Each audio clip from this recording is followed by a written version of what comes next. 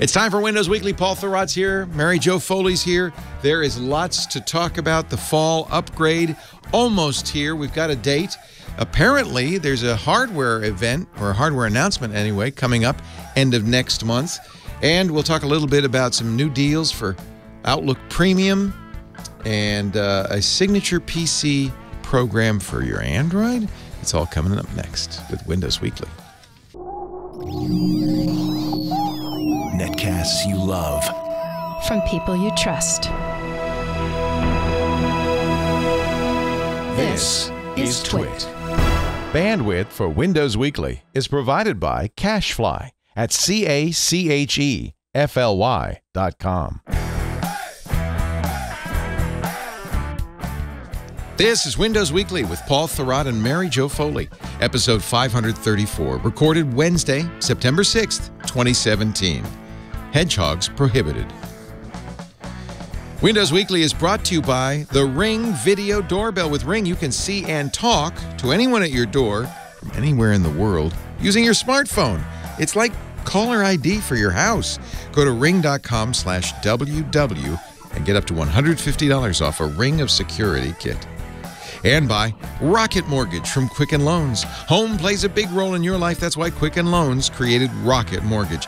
It lets you apply simply and understand the entire mortgage process fully so you can be confident you're getting the right mortgage for you. Get started at rocketmortgage.com/windows. It's time for Windows Weekly, the show where we get together with Paul and Mary Jo and we talk about Microsoft. Paul Thurrott from Thurrott.com, Mary Jo Foley on your right. She's from allaboutmicrosoft.com. Paul's on the left. I'm in the middle. No, it's not that's not politically. That's just literally in your stereo mix. Yep. Hello, boys and girls. Hello. Hello, Leo. Hello, Paul. Hello, Mary Jo. So, has anything happened since we gathered last Wednesday? It's surprising that some things have, even though there was a long weekend. Yeah, Labor Day weekend. Hope you had a nice time. Did you barbecue in Emmaus? I think you got a beautiful new something that looked like a barbecue. Yeah, we did. That's true. Yep. We went to my sister's place at a campsite and had a barbecue there, and then we came back and had one here. And you purchased a gas or wood? Gas, yep. Yeah. Yeah, that's for lazy barbecuers. Leo, you flick a switch and it comes on. I know. My wife wants one of those, and I said, "No, you will. That will insult my manhood. I must make fire." I could probably start it with an app. You probably can. There's a smoker I've got my eye on that you can start with an app. Yeah. But I think smoked meats are considered unhealthy. Yeah. And smoked asparagus just doesn't do it. Oh boy. Yeah, smoked corn on the cob. Everything tastes like smoke. It tastes like the fall. Tastes like the fall. When we burn the crop. Burn the leaves.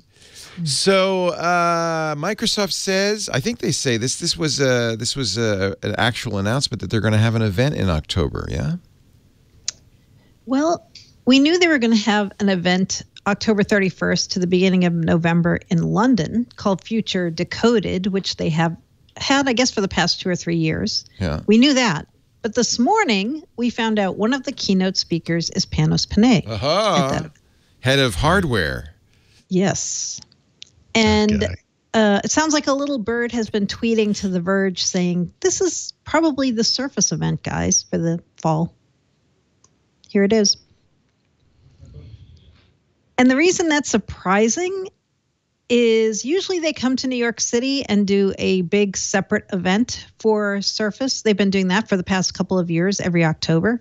But we think this might take the place of the traditional New York City event, that they might make this London event the Surface launch. I just moved so I could be closer to New York City, and then they moved it out of New York City. So I know. Thanks. We're not 100% sure this is the only event, but I think it might be. Yeah, I think so too. Yeah. And so there are reasons that make sense as to why that might be. If Microsoft doesn't have some big new hardware type or category to reveal, They probably don't need to come to New York and be on TV and have all the big glitz and glamour, right? Well, they could do a smaller event. Yeah, I also think this is part of their world initiative. Like when they had the event in China for Surface Pro, one of the things they made the point was we're not just United States, we're everywhere. And I think by having something in Europe, they're kind of continuing on that theme. Yeah, it sounds good. I give them the benefit of the doubt. You do. Sometimes you do. And I think if they were going to announce some brand new thing, like say they were going to announce Andromeda, whatever that thing is, the tablet that we think might have telephony capabilities, I don't think they would go to London to do that. I think they would do it in New York. The only thing is, I agree with you about that, by the way. But I think the one open question is, we know that the first Windows and ARM devices are still expected by the end of the year, supposedly. And it seems like Microsoft would want to be on the forefront of that. I think they want their OEMs to be on the forefront of that. Okay. I don't know. And so let's say what we've heard are some of the rumored things that could be announced at this event. So one of the ones that keeps coming up is a Surface Pro with LTE built in, because they did say in May that they were going to do that. Yep. They never said when. They never said how much. They never said Intel or ARM, right? Right. That's so true. It could be Microsoft Surface Pro with LTE. I would guess Intel based, but I don't know that for a fact, as one of the announcements. Do you think they're waiting on the Always Connected PC initiative for that, or do you think it matters? I kind of do think that. Yeah. Because to me, when I hear anything Windows with LTE now, I think about the Always Connected thing. I'm putting those two together in my mind. And as we know, those Always Connected PCs can be Intel or ARM based, so they could go either way. But I'm thinking, just because we've known they've had power issues with Surfaces and they're trying to not change a lot of things and just kind of get their quality story in check, that now might not be a good time to try an ARM-based Surface. I don't know. Okay. They haven't done one in a while. Fair. Right? What was the last one they did? Surface 3? Was that ARM? No, Surface Intel. 3 was Intel, but Surface 2 was ARM. It was? Okay. Yep. And then RT. Yeah, but the Surface 3 was, I think I want to say it was Atom-based, right? So they did have an LTE version of that. One, right? Yeah. So these sound like relatively minor changes. You don't think there'll be a big redesign or anything more spectacular? No. Leo, can I once again comment on your hair, which is fantastic? It's getting wilder and wilder. No, it's good. I like it. I just literally got my hair cut, and now I'm regretting it. I missed my my hair appointment a week ago, I think, and I'm going away, as you know, in a week. So I thought, well, either I try to get an appointment in the next week, or I just say the hell with it. I'm old now, and I always wanted a mane. You are on the way. It's a maniac. You almost look like a Gloucester fisherman. Come home from like a week out at the Stokowski or something, you know. Yeah. No, like every guy who would wear like a waterproof sweater. Yeah, I have one of those. I could wear it, cable net, turtleneck. Yeah. I think he's going Linux ponytail because he always talks about Linux. You're the guy who's like, we're going to need a bigger boat. Yeah. I figured I have now enough age that I can pull that off, the gray mane. I don't know. I don't know. It's, me, I go through phases. Most of them childish and stupid. Well, Leo, honestly. I'm glad you like it, though, Paul. I'm a little jealous. Well, it's not falling out, but it is definitely going back. See, one of the reasons I comb it is to hide the recession. Yeah. That there is quite a bit of, I got a widow's. It's very natural. No, there's nothing to be ashamed of there. Nothing. I got a high forehead. That's what they say. A high forehead. There's a lot of brains in there. Sure. Oh, we just make an incision. We bring that thing right down. So you never even know. Yeah. It's called trepanning. Yeah. Just cut a chunk out of the skull there and squish it down. So, will you go to London? I would if I were you. I'd say, hey, that's it. I'm going to London. It's a tough sell when it's not a big bang event, right? Well, so it isn't a Big Bang event. I was hoping. I mean, it'd be we like don't know for a fact. We don't know. Like we're saying, maybe a Surface Pro, maybe a Surface Book 2 or 3 or whatever number we're up to with Surface Book, right? Yeah. But we're not hearing like any brand new thing, not like a laptop or the Studio or Andromeda. I think it's just going to be more like, of course, Microsoft won't play it this way. They won't say, oh, it's just an evolution, not a revolution. They won't say that, obviously. But No. But we're thinking more incremental updates. We don't even know if they'll get USB-C in these new products. Chat room is saying it's more Jim Ignatowski. Nice. I see, because as you head toward the holiday buying season, I mean, I'm noting that Apple, Samsung, Google, all these LG, all these companies are releasing new products, and many of them are having big events. Nissan. So I think that this feels like that if you're going to get in that parade in October, Sonos is doing its event in October. Google's doing its event. That maybe this could be come on, let's get the courier out or something cool. Hey, look who's here. Who? Oh, I thought Putty Tat. Is his name something like Mr. Boots? No, his name is Sorachi. Oh, I like it. As in Sorachi hops. Ooh, I like it. He's my new kitty. Is he new? Really? Brand new. Brand new. Congratulations. Your 2 first? weeks old. First here in New York. Yep. Oh, we Lisa's quite a cat lover. I know. She has a couple, right? Three. Oh, 3. It's way too many. And she's always threatening to get more. One more and she becomes a cat lady. Sriracha. Yep. What, a boy or a Sriracha. girl? He's a boy. He's 2.5. He's a very rescue kitty then. Is that a kind of hops? Is that what that is? Yeah. It is. Sorachi Ace hops are from Japan. Okay. Not Sriracha sauce, because people are going to think you're talking Sriracha sauce. No. It's a spicy cat. He's been spicy so far. You like him? Are you happy with him? Yeah, he's great. He's great. He's been a good help in the office. Oh, it's nice to have a kitty cat. It is. And this is because your apartment now is so vast. Yeah, that's it. No, actually, now I can have fields. one. Before I couldn't have one. Whoops. Look at him. Oh, we're going to jeez. get ready, kids. This is going to be a regular appearance. We're going to need a little Sorachi button or lower something. Third. Yeah. My cat is literally hiding under a couch right now because Your the cats people are are here working. traumatized, aren't they? Yeah, they really are. From the move? Actually, they're pretty much over it, but they don't like. They're still Are you There letting them guys here out? now. Because when we moved once, one of our cats never came back. She got lost. No. I would never. No, these are indoor cats. Yes, you're not letting them out. Yeah, They did try to get out through the garage the other day. I've heard it said that even if they're outdoor cats, you should keep them inside for a little while till they they get adjusted. adjusted. Yeah. Yeah. So They we're might gonna have. Yeah, They he's might been try to good go help. home. Sorachi is Sorachi. That's him, Sorachi Ace. He's a dual-purpose hop. He is. Does he actually hop?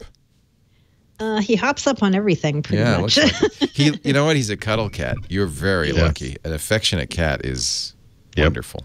Yeah. Most of The them. norm is ambivalent. Yeah, most of them ambivalent. And vaguely Hell, they don't- disdainful. Disdainful. You know. Arrogant. Uninterested at best. I want to have him learn how to sound the gong. That's going to be his best trick. Cat gong. Very nice to meet you, Sorachi. Sorachi. So, Sorry, we got off track. so Sorachi London, took over. late October, nothing too big. Maybe an LTE Surface, maybe ARM, Surface Book 2. maybe a Surface. ARM Book is 2. an outlier, but I suppose anything's possible. Any Yeah. rumors about what a Surface Book 2? I guess actually it could be the 3 really, because they've kind of dialed it up. But maybe a new design. Like, are they going to lose the clothespin or? I don't know.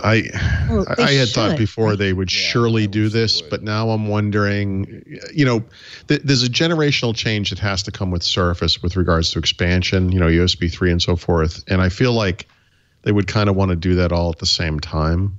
Mm-hmm. So it's kind of hard to say. They just did Surface Pro with 7th gen, right? So 8th gens, I don't know. I don't know. I actually have come around a little bit on the Surface laptop. I'm Oh, really? increasingly liking the Really? hardware on this. Yeah. Do you like the fuzzy keyboard? Well, it hasn't. It's worn okay. I mean, Yeah. I like. Yes. Well, yes, I do. I just am concerned that in time it may not wear well. But I think, as it is, it's very nice. It feels good. Yeah. It's a nice thing to rest your palms on.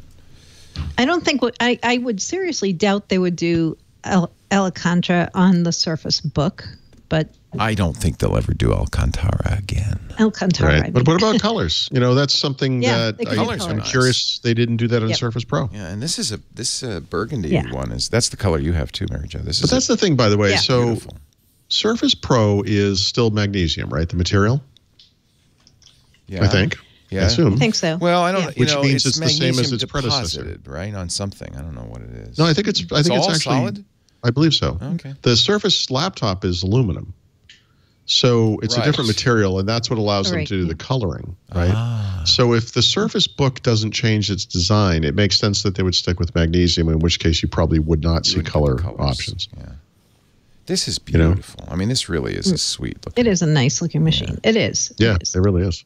I agree. If I were going to say what I'd like to see in a new Surface Book, I was saying this to Paul earlier today. I would like it to be less tippy because I was stunned Yes. how tippy that is, It's- even though it's a laptop. It's because right? the You're battery's really in the lid. sensitive to this. No, the battery's Oh, in you mean the lid. Surface Book? I'm sorry. The book. sorry. This one's not that Yes. tippy. Oh, no, But the you're Surface by the Book, way, because that's true. it has two batteries, and so it's just It's heavy. You know what that is, Yeah. though? There's a style. I think I talked to you about this one time where, when I have a laptop on my lap, I without really thinking about it, I'm putting my palms down to hold it, from falling. right. And I think with Yeah, Surface you're Book, holding it down. you have to do that. It's a big machine. Yep. And so maybe for you, is that something that you don't want to have to do that? In other words, you are typing probably a lot more lightly than I am as well, because I'm hammering away on that thing.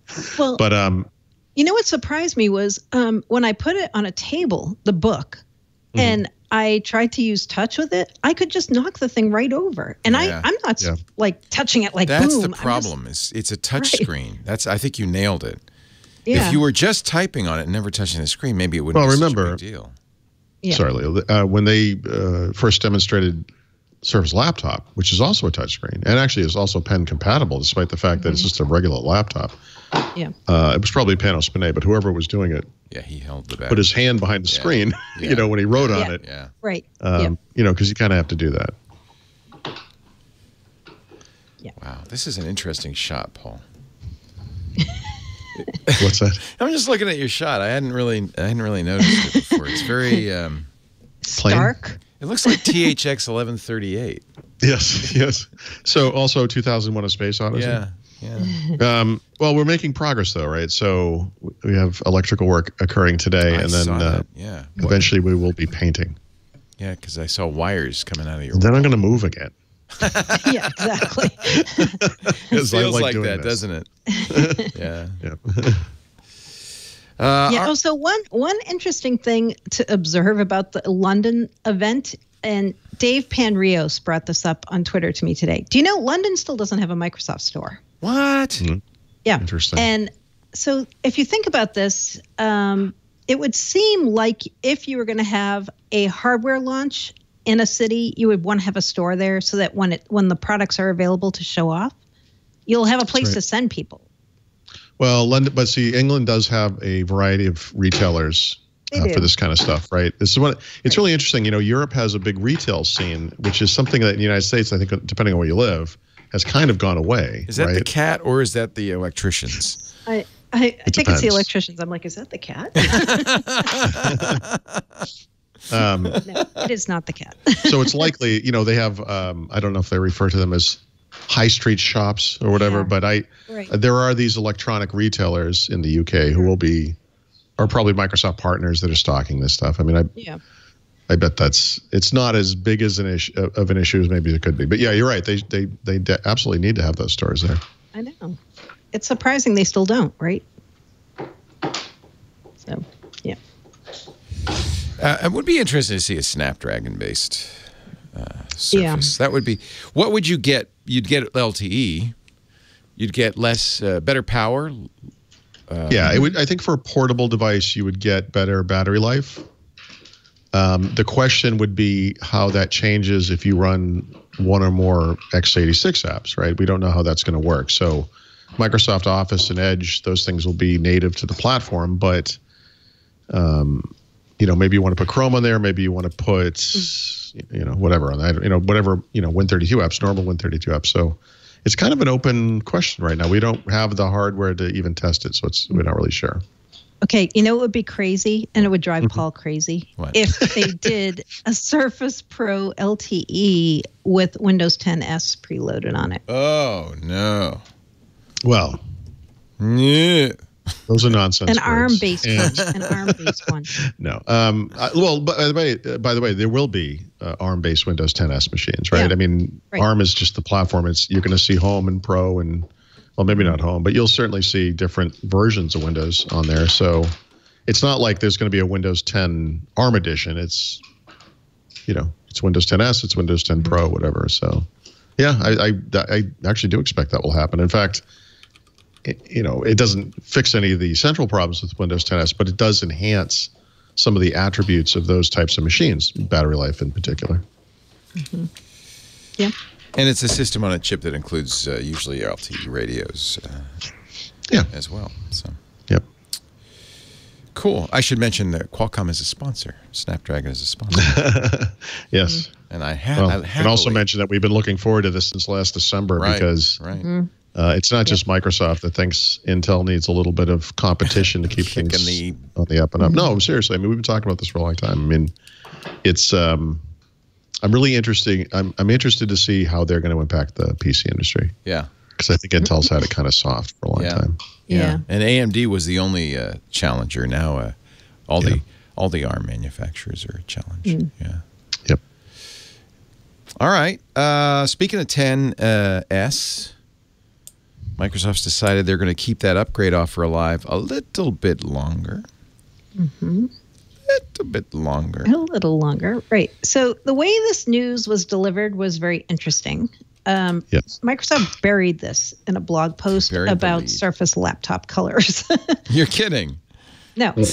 No. That's funny. Way down in the near end of the post, it said, "Oh, by the way, we told you could upgrade for free from Windows 10s to Windows 10 Pro until the end of this year. Well, guess what? You're going to actually be able to do it through March of 2018." Wow. So I think it's very good news. Extension of 3 months. Microsoft gave as the reason in their blog post that they wanted people to feel confident if they got a 10s machine as a back to school type device or as a holiday gift, that they would have the option to switch if they decided they couldn't live with 10s. That actually that makes sense. Yeah. Yeah. My initial reaction to this was a little more negative. Surprising. No, but actually, I thought about it overnight, and as I often do, laying awake at night thinking in about bed. Microsoft. Came about Pro Microsoft on the other end. No, I actually think it was the right thing to do, and I guess you could kind of make the argument that maybe it's the right thing to do for an indefinite time period. Maybe they should offer a version of Surface laptop that just comes with Pro, since everyone's going to it's more of a Pro switch to it anyway. Priced machine, frankly. For sure. So, but they didn't offer new colors. It's the same colors, but just more places. So it was really kind of a throwaway blog post, but then they stuck this in at the end. I know. It's kind of funny. But they make a good point, because a couple things just happened. First of all, these things were not available around the world in these colors. So it is kind of a news item for much of the planet. That's important. Yeah. Consumer Reports just came out and said, by the way, we don't recommend these products anymore. All right. And so here's a way that Microsoft can kind of return a little bit of normalcy to the conversation and say, look, what if you open this thing on Christmas Day, 6 days before this offer is going to expire? That might not be enough time. I think 6 minutes is enough time, but it might not be enough time to test Windows 10s. This will give them the time that they need, and I think that's appropriate. I think that's good. So I think it was a smart move overall. And by the way, a little bit they did bury that in the other announcement. I agree with that. Mm-hmm. On the other hand, they did say it publicly. They didn't just change a little asterisk in a website somewhere. Sure. They didn't wait until November to do it. They did it at the right time. You're right. And the reality is the type of people who would be burned by this are going to go into a store and have a conversation with somebody about it. They're going to have part of that conversation will be, by the way, this thing comes with this thing that you may not want, but now they have a good story to tell because there's plenty of time to, to switch it back to something they do want. And so as we've talked about on several episodes, I disagree that people automatically just dump it. I think a lot of the people who will get this devices with this preloaded either won't know they can go to Pro, they won't understand that, or they won't care because they won't need it. So I would love to see the telemetry data, we never will, about how many people when they get a Surface laptop with Windows 10 S actually move to Pro. I would love to see that number. We will never see that. No, we won't because the number is incredibly low. But and here's how you kind of know that, right? So we have whatever opinions we might have about it. If Microsoft could very easily just offer this SKU with Windows 10 Pro right now. The problem is if they did that, we would have some idea because it's not just going to be sold on the web. It's going to be sold at retailers and whatever else. And you could find this information out. Oh, by the way, everyone ordered it with Windows 10 Pro. The ones we made, with Windows 10 S aren't selling. Yep. In whatever case. So, I mean, this is, it's the conversation really, what it needs to be is kind of the conversation around rapid release in Windows 10 and Windows as a service, right? We all have our opinions about this stuff, and you can kind of fall on either side depending on what's going on at the time. The truth is it's not very clean because there are problems, there are pros and cons, right? The broad strokes rationale is the same for both. This benefits everybody. In other words, if this thing could just work, everyone would benefit. The problem is in order to get us there, they have to kind of push us in this direction. And obviously we're going to push back as users. That's what people do. So in the case of Windows as a service, what we see is lots and lots of rebooting, lots of updates. I wrote a story today where I was saying, consider the average computer user from 7 or 8 years ago, 10 years ago, whatever. They buy a computer with Windows on it and they use it for some number of years, 5 years, 7, 10, doesn't matter. That thing has that version of Windows on it the entire time. Nothing changes. You're never going to go into Control Panel or the Start menu or some dialog box and it's never going to be different. They're going to update it, but those things don't change. Well, now imagine that same person does buy a new computer with Windows 10. That thing changes every 6 months. And those things that never changed before actually often do change. Control panel, start menu, whatever. And that's a big, big difference. And we don't actually yet understand the ramifications of that. Because it's one thing to say you're going to keep Windows updated as a service, and that sounds great because you're putting bug fixes in the system or whatever. But they're not just doing that. They're updating features. And I'm actually not sure that's such a great thing to do to people. Because we in the tech industry think new stuff is awesome, but normal people are like, where did you hide my soup? I don't know, it's like things are different. Look at, I mean, it's not an exact parallel, but look at phones. Like when my Android device gets an update, I almost never know what it is. Like I just take it. Just take it. I'm like, okay, yeah. I guess it lets me do some new stuff, and that's interesting. Oh, this isn't here anymore. That used to be here. Now it's over here, and it doesn't flip me out because I'm like, things change. But I think, but a PC is different. I know. Yeah, I think they're different types of devices, but also in some ways, the way that phones are updated is starting to match the way people upgrade, right? On a device like iOS, there's a big chunk of that user base that's going to upgrade every single year. And so they update iOS every year. It's great. On Android, most Android devices don't get the latest update anyway. And so it sort of works like it does on a computer. You buy Android, you might get the next version, but they don't change radically. Yeah. And that is a less disruptive experience for people.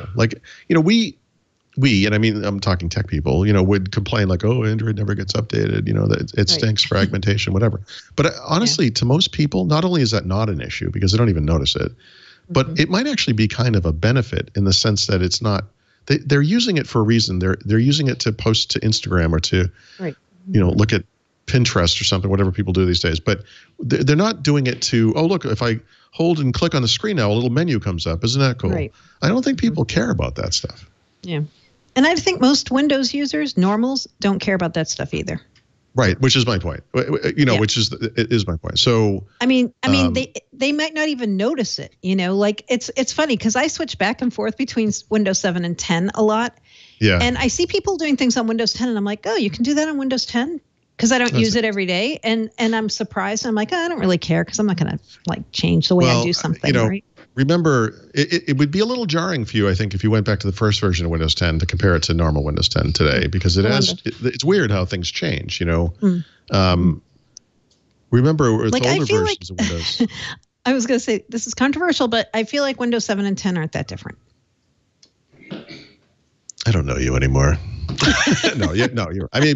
I honestly, at a high level, it's true, right? Yeah. Start button, start menu, taskbar, desktop, folding windows. Yeah, absolutely. And depending on what you're doing in there, if you run Chrome or Microsoft Office or whatever, your experience is going to be kind of the same. But I think there are disruptive changes that can occur depending on what you used to, what you do, that kind of thing. And in older versions of Windows, we used to complain when arbitrarily it seemed the start menu would just change. And so people would say, well, I'm so used to go, I do this and I click here and I go here. Yeah. And now I clicked here and where did it go? Yeah. Yeah, you do. And now we're seeing that within Windows 10. Yeah. Yeah. Yeah, it's true. It's true.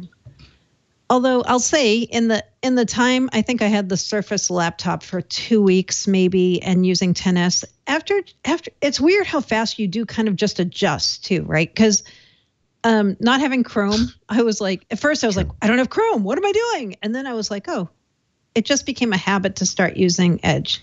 And it was never got past that. Yeah. So I guess it depends. It depends on what you do. It depends on how you work. It does. Yeah. For example, this week I started using Vivaldi, which is a Chrome-based web browser. So it has the Chrome rendering engine. You can sync your bookmarks and your passwords and everything over to it. It looks and works a lot like Chrome. You can really customize the UI. It's neat.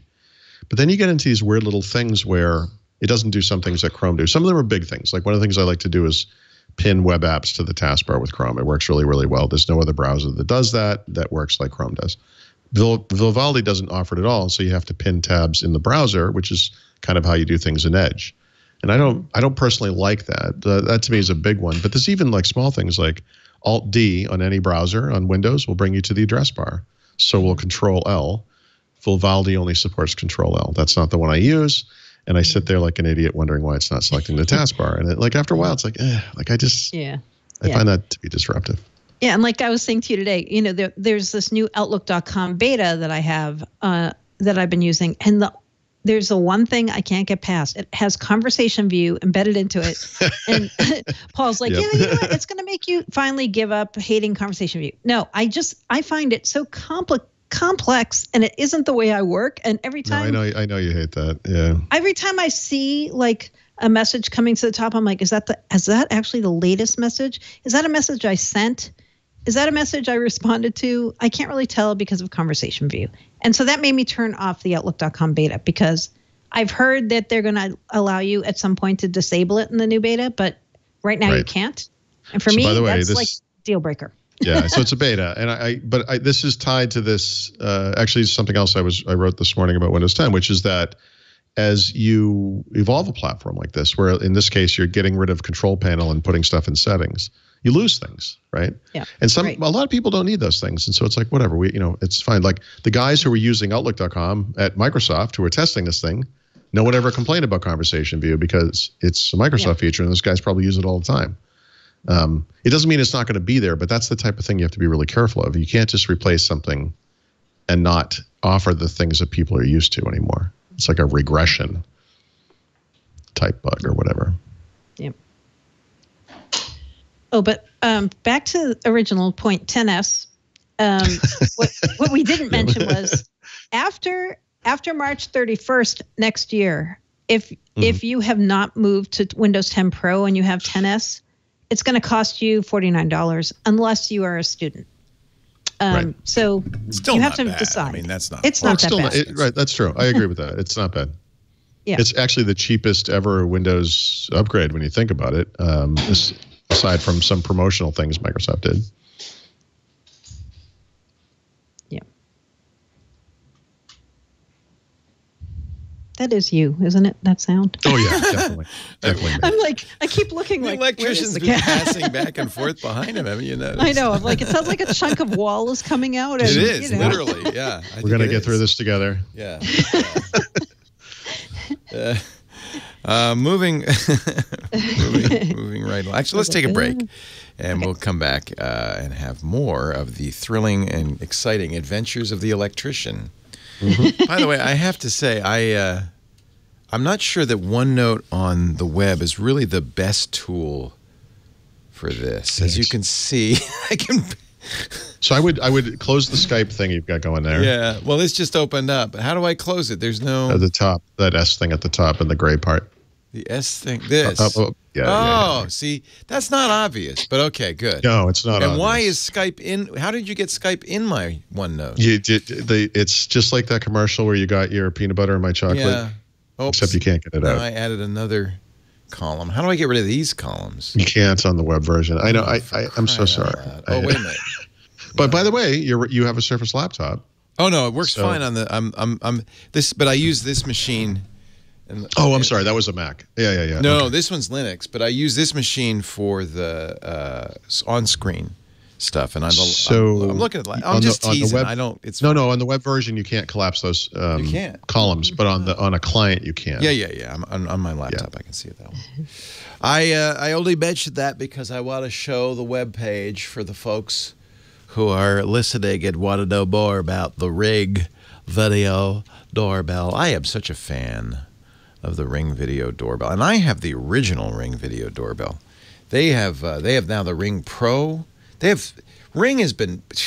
Look at all the products they got. They got several video doorbells. The Elite, which is power over Ethernet. I think that's for somebody who knows what they're doing. I don't have power over Ethernet coming out of my door, my front door. I have the original doorbell, which is great. It replaced my my ding-donger on the front there, which really kind of looked ratty.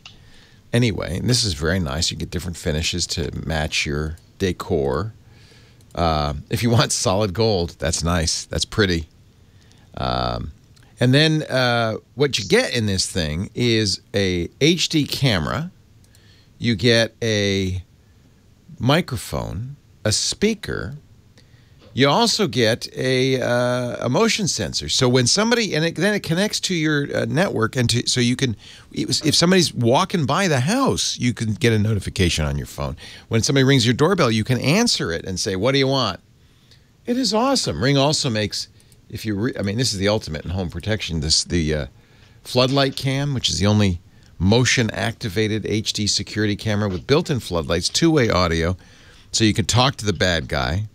And if they don't run, or the deer don't run, press the button on your phone, even if you're at work or across the world, a 110 decibel alarm goes off. It's awesome. They even have a solar-powered Ring spotlight cam. So there's lots of choices at the Ring site. I want you to go, if you want the floodlight cam, I've got a great deal for you. It's the Ring of Security Kit. If you go to ring.com/WW, ring.com/dubdub for Windows Weekly, you can get up to $150 off your Ring of Security Kit, which includes a Ring Video Doorbell and 1, 2, or 3 floodlight cams to cover the whole house. Isn't that awesome? Ring's Wall Street Journal's Best of CES 2017. It is, if you look at the Ring neighborhood at ring.com/WW and look at the neighborhoods, this is something new that they've launched where you can share your Ring doorbell with other folks in your neighborhood and create a neighborhood watch. They did this in Wilshire Park in L.A. Put rings in 1/10 of the homes, but got a 55% reduction in burglaries. It protects your house, and it can even protect your neighborhood. Get a Ring. I love my Ring. Ring.com/WW. Save up to $150 off a Ring of Security Kit. While the electrician's there, why don't you get him to put a ring in your house? Oh, you should really. It's awesome. Actually, you could do it. I didn't have the electrician come out. I have him come out for things like what you're doing, the light switches. I'm thinking about doing a little motion detector thing. I feel like I don't have enough floodlights in this house. There's like 27 outside lights here for some reason. Well, it's a big house, right? How many square feet? It's a huge house. It's big. It's 3,500 something like that. So but you're in a kind of a country setting, so it's not like you worry about people. Oh no, it's bucolic, Leo. It's I've seen the pictures. Yeah, it's bucolic. Yeah, That's a good word for it. Yeah. Looks great. I'm actually quite jealous. It looks really beautiful. You posted pictures at Thurrott.com in the. Oh, they're on Instagram. They're public. They're on Instagram. That's how I keep up with you. I see the Instagram. Yeah. All right. Wait a minute. Surface Mini. It's back. Mini me, you complete me. What is Surface? Wait a minute. What's the story here? I thought that was dead. It's dead, Leo. Dead and gone. Oh, this is just the marketing materials. Yeah, there's no new information here. I don't believe. The red thing that they show is the thing I've seen. I didn't realize this is there for were a other product that colors. will not be released. Yeah, they canceled this 3 years ago. Yeah. So, in fact, the big story to this product for me is what didn't happen, which is that this was going to be the big release that year, Surface Mini. Surface Pro 3 was like the side story. Right. And of course, when they made that last minute decision to cancel it, and I think we've told this story where, they'd actually manufactured some of these, I believe, largely to give them to the press for review. Right. They kind of recast that event around Surface Pro 3 instead. Was that a 7-inch screen? What was the size on that? I believe A little bigger, maybe? 7 or 8, It was 7. somewhere in there. Yeah. It was small. Yeah. Hence the Mini. That's right. It had a kickstand, didn't have a keyboard. That's right. Had a pen. It had a pen, though. Didn't have a pen. Yeah, I worked with the old Surface Pen. Yeah. Yeah. Huh. Well, then it was the new Surface Pen. And It was the one that probably debuted with 3. It was Windows 8.1 RT. Well, Windows RT, right? RT. So this would have been the last RT device if they had done it, Right. but they didn't do it. So Surface 2 Yeah. is the last shipping device. Yeah. So how did this leak out? Evan Blass found it. Yeah. Evan Blass Ev got the leaks. data sheet He's and more so good. pictures. Yeah. He gets everything. He must go He through does. the dumpsters. Right? That's got to be from dumpster diving. Somebody's cleaning. He's made leaks into an art. Let's just say that. He's pretty good at it. He should get a job doing this. What does he do? Besides I don't tweet, know. besides tweet leaks, do we know anything about? Well, he Yeah, well, writes he now works for somebody. Venture Beat, right? Oh, he got a job. Good man. Yeah. Yeah. Yeah. Yeah, He he's, also- he's good. I mean, he seems Yeah, on he's top of right. everything, and I haven't kept score, but it feels like his almost always his leaks are accurate.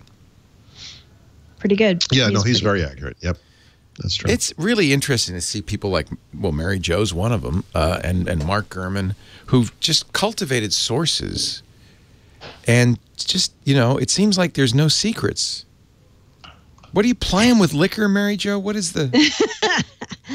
It's amazing. No, what's funny? One time I think I even talked about it on the show one time. I wrote a whole Yes. column one time Yeah. about motivations for people leaking stuff. And the reasons people leak stuff are so crazy sometimes. Like, sometimes they're mad because they lost a job or Right. whatever, right? Yeah. Other times they just want to be like the person who leaked it. Yeah. And you well, don't know. there is also a more altruistic reason as well. Like I often hear from people who are not happy with the way things are going, and they sense a sympathetic ear, which they're right about. I like the way you handle things, or I like your approach to this stuff. I think you would handle this the right way, kind of thing. And I mean, sometimes it's absolutely somebody disgruntled, but a lot of times it comes from the right place. They don't feel that their part of Microsoft is doing the right thing in Microsoft's case, or whatever it is, and they want to, reach someone who maybe can get the word out and maybe change things from outside. Mm-hmm. Right. Or like it's a project that's about to be killed, and they're like, if I leak it, maybe it'll be saved, and Yeah, who knows? A lot of reasons people do it. sure. So yeah, it's not going to be resurrected as far as we know. And we've heard rumors about Andromeda, and some people are like, oh, is it just like the Surface Mini, but just updated? I'm like, I don't think it's going to be like that, but No, I don't either. yeah. You remember, when Surface Mini would have happened, it would have been Microsoft just missing the mini tablet craze, right? Because for a little while there, mini tablets were a big thing. And in the PC world in particular, there was about an 18-month period where everyone, meaning PC makers, was coming up with different mini tablets. It was like the big thing, for Windows 8, 8.1 or whatever. And Microsoft, August of 2014, I guess it was, would have just missed that. It was right on the. It had already ended. And so I'm sure that was part of the decision-making process. But the market for those kinds of devices right now is very small. I mean, even Apple had to get into it belatedly and follow other companies into that market. And today they're rumored to be getting rid of their mini tablet because it just doesn't sell like it used to. Mm-hmm. Yeah. I just remember at the time being so shocked when they canceled it because I think it was Brad who found out or somebody, like they had made thousands of them, right? Yeah. And it wasn't like they canceled it like the Courier, when it was still not really a product. They told me explicitly, like they made this for us. The first batch was obviously some internal testing, but this was the thing they were going to bring it for you to the reviewers workshop and hand out to reviewers. Oh man, really? Made them for you. Yeah, you know what? I bet you would still, well, except for the RT thing, I bet you'd still use it. I still have a 7-inch Google tablet. I actually the Google, like a Nexus tablet. The Nexus 7, I still have it. Yeah, those were great. Actually, both of those were great. I use an iPad Mini to read on, and I prefer it to the bigger iPads by a wide margin. But there are a lot of apps there too. I mean, it's a different kind of ecosystem. That's true. RT and was not just yucky. apps. Yeah, and the Amazon stuff on Windows has never been good. So that thing couldn't run the desktop client, and then the Windows Store client hasn't been updated. I don't think in forever. I think Apple's probably not going to continue the Mini. So I'm wondering if people have decided. And Google, of course, killed the 7-inch Nexus. So I do wonder if that's maybe not a form factor people wanted. I don't know. I know, but then it makes you wonder about all the rumors on Andromeda, right? Because we keep hearing like phablet or tablet that might have telephony. So I'm like, okay, so is this a mini tablet? Right. And are they going to find, could be a foldable tablet because they've done some patents lately that have come to light about foldable tablets. Right. So who knows what that thing is going to look like when it comes. Who knows? No one knows. Who knows? No one. Windows 10 Fall Creators Update, ladies and gentlemen, coming soon to a computer near you. Sort of soon. Well, we at least have a date. And this is official, maybe to a computer near you. Oh yeah, that's always how long did it take to get the spring update out to everybody? Yeah. I know. Oh, Leo, this just in. Yes. Rambling Geek tells us on Twitter that you can in fact hide those columns in OneNote on the web if you would like to do so. Yes, tell me. Click on the View menu. Of course, the View menu. Which you don't see. Yeah, because I don't have a menu. Let's see. Maybe it's over here. No. All right, never mind. This happened with Padre. He's thinking of the app. Well, I'm wondering. No, that doesn't look like the app. It looks like the web interface. I think there's a way to get rid of it because I feel like it's been gone sometimes. I think it might be because you're not using. Because I'm using Linux. You think that's it? Yeah, because when I go to OneNote on the web on Windows, there is a View menu. Oh. Yeah, I have a View menu on mine. You have a View menu. Yeah, I do. That's all right. You know what? People hate it. They hate it when the show becomes about helping Leo. You know what? So they should. If you have the question, I bet other people have the question. Well, it's all right. I'm sure. Oh, wait a minute. I can shrink it like a shrinky dink. Whoop. That's better. That helps. Yeah. See, I have it. The problem is I have it zoomed in so I can read the thing. Sure. And then it makes it because I'm blind. That's interesting. So this is It's a Chrome on on Debian on a Linux. Yeah, I mean, let me see. If I run No, it Chrome, doesn't matter, honestly. Oh, it's just really curious. I mean, whoops, don't open. Sign in. Yeah, so Chrome on Windows, those menu items exist. Yeah. Well, this is Chromium. Yeah. No, I know, but it's the same browser. It's the same. Should work. Chromium's is, I don't know. I don't know. That's curious. Well, thank you. The thing that was the last straw was when Skype decided to send me a message. Oh, yeah, I got that today, too. Yeah. You can now respond to your friends with new built-in message reactions. Yay! I don't know on Linux, but you can't actually turn off notifications in Skype. This is a built-in certified Skype. Thank you. Sure is. Goodbye. Delete bot. You sure you want to delete Skype? Yep. Well, let's just delete the bot. Bye-bye. I wanted the bot because it gave me the hedgehog that I sent to Paul today. So I did enjoy the hedgehog. You sent a hedgehog to Paul via the internet? I did. What does that mean? It's a new emoticon for the fall on Skype. What did you send me? You sent me something last week. It was like An acorn. An acorn. An acorn. How do you And distinguish I replied. I said, "This it- is pretty good, but I would rather you had sent a hedgehog." And then this week she sent me a hedgehog. How do you distinguish it from a gopher or a groundhog? Are you kidding me, Leo? Hedgehogs are a God's perfect animal. Oh, yeah, I like hedgehogs. They're illegal to own privately in California. I don't know why. That's interesting. Do they? What is it? I can kind of see that. Did they suddenly It's turn on you? basically- Are they like are they vicious? No. They're kind animals. They must be like mice or other rodents that dig in the ground. I don't know. Yeah, because Michael wants one. Our 14-year-old wants one, but No, they're awesome. thank God he can't have one because it's illegal in the state of California. Private ownership of hedgehogs strictly restricted. Yeah, that thing might go outside and till your earth. It might hog our hedges. So is October 17th. Now, you were kind of calming people down, Mary Jo, on your All About Microsoft column, saying that's not really late, but it is technically not fall. Or it is fall. well. It is fall, but it's not fall, like... But I think the point is it's about a month later than we would have maybe anticipated. Okay. Because of the name, because we knew it was going to be called 1709. So, but you know that's what? why. Yeah. They've done this the past two Yeah, releases as well. 1703 wasn't really 03. Right, rolled out in April. Yeah, it was 04. Well, but they did finalize it in March, right? So I suppose if you think about the date, I think the problem here for me is that conceptually, I would have expected them to finalize this thing in September. And I still do, right? We can see the way the builds are going lately. Yeah. It looks like they're barreling toward that completion. Maybe there's going to be a bigger delta between the RTM, which we're not calling it that, and the GA, which we're also not calling it that, than there has been in the past. I know, of course you're. Because that is what they're called. I know. But I know. Maybe they wanted more time. Maybe this is part of their efforts to, help ensure these things go well.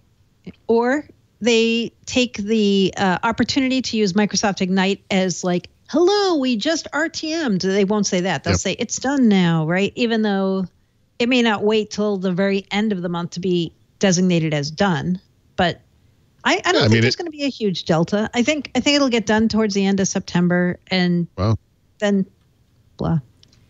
I don't know. Here's the page that the California Fish and Wildlife page has on why can't I have a hedgehog, sugar glider, ferret, or other restricted non-native species. And then they have the cutest picture of a hedgehog you ever saw, which only serves to make you want one. I know. Why would they do that? Literally, the greatest moment of my life was the moment where I captured a hedgehog up in Rouen in France that had been eating the cat food every night. And I finally caught it. And I woke my children up so we could share this moment. And it was like this little wonderful creature with his little human hands and his spiky body parts. Awesome. You can't have a Quaker monkey either, or a Quaker monkey. Quaker parakeet. You can't have one of them either. Yeah, in Seattle, I know there's a rule about having dogs that have been crossbred with wolves. Oh wow! Because that is a thing. Yeah. Yep. That's amazing. Well, I have no problem with not owning all of these things. Yeah, I think it's a good idea. They're wild animals, and they should be cats, wild. guys. Have a cat. There are a lot of cats. There are the cats aren't too many cats. destructive animals in any way. They don't. Oh my God! They don't go out into the world and just destroy entire ecosystems daily. Because cats they're bring bored. something in to eat that they've eaten, half-eaten daily. Cats are like maybe unique in the animal world in that they just kill things because they can for pleasure. Yeah. Oh, they don't really have any need of the food. Yeah. They just want to kill something because they start move. Yeah. Just like us. Yeah. Okay. It will give Paul time to update the book. Mary Jo is giving you some consolation. Yeah, I think it's good. It's a good thing. You know what? Yeah. You weren't ready to have your book come out in September, where you were in September now. So Field guide look to on the bright creators side. fall creators update. Are you going to do that? Yeah, I'm updating it for the fall creators update. Oh, good. I meant to update it for the creators update, and I got about halfway through, and then we moved. Or we started the process of moving, and that kind of distracted me a bit. So I'm going to move along. Yeah. No, you had other things to do. yeah. More builds, no more features, though. So we are inching towards Gold Master. Yep.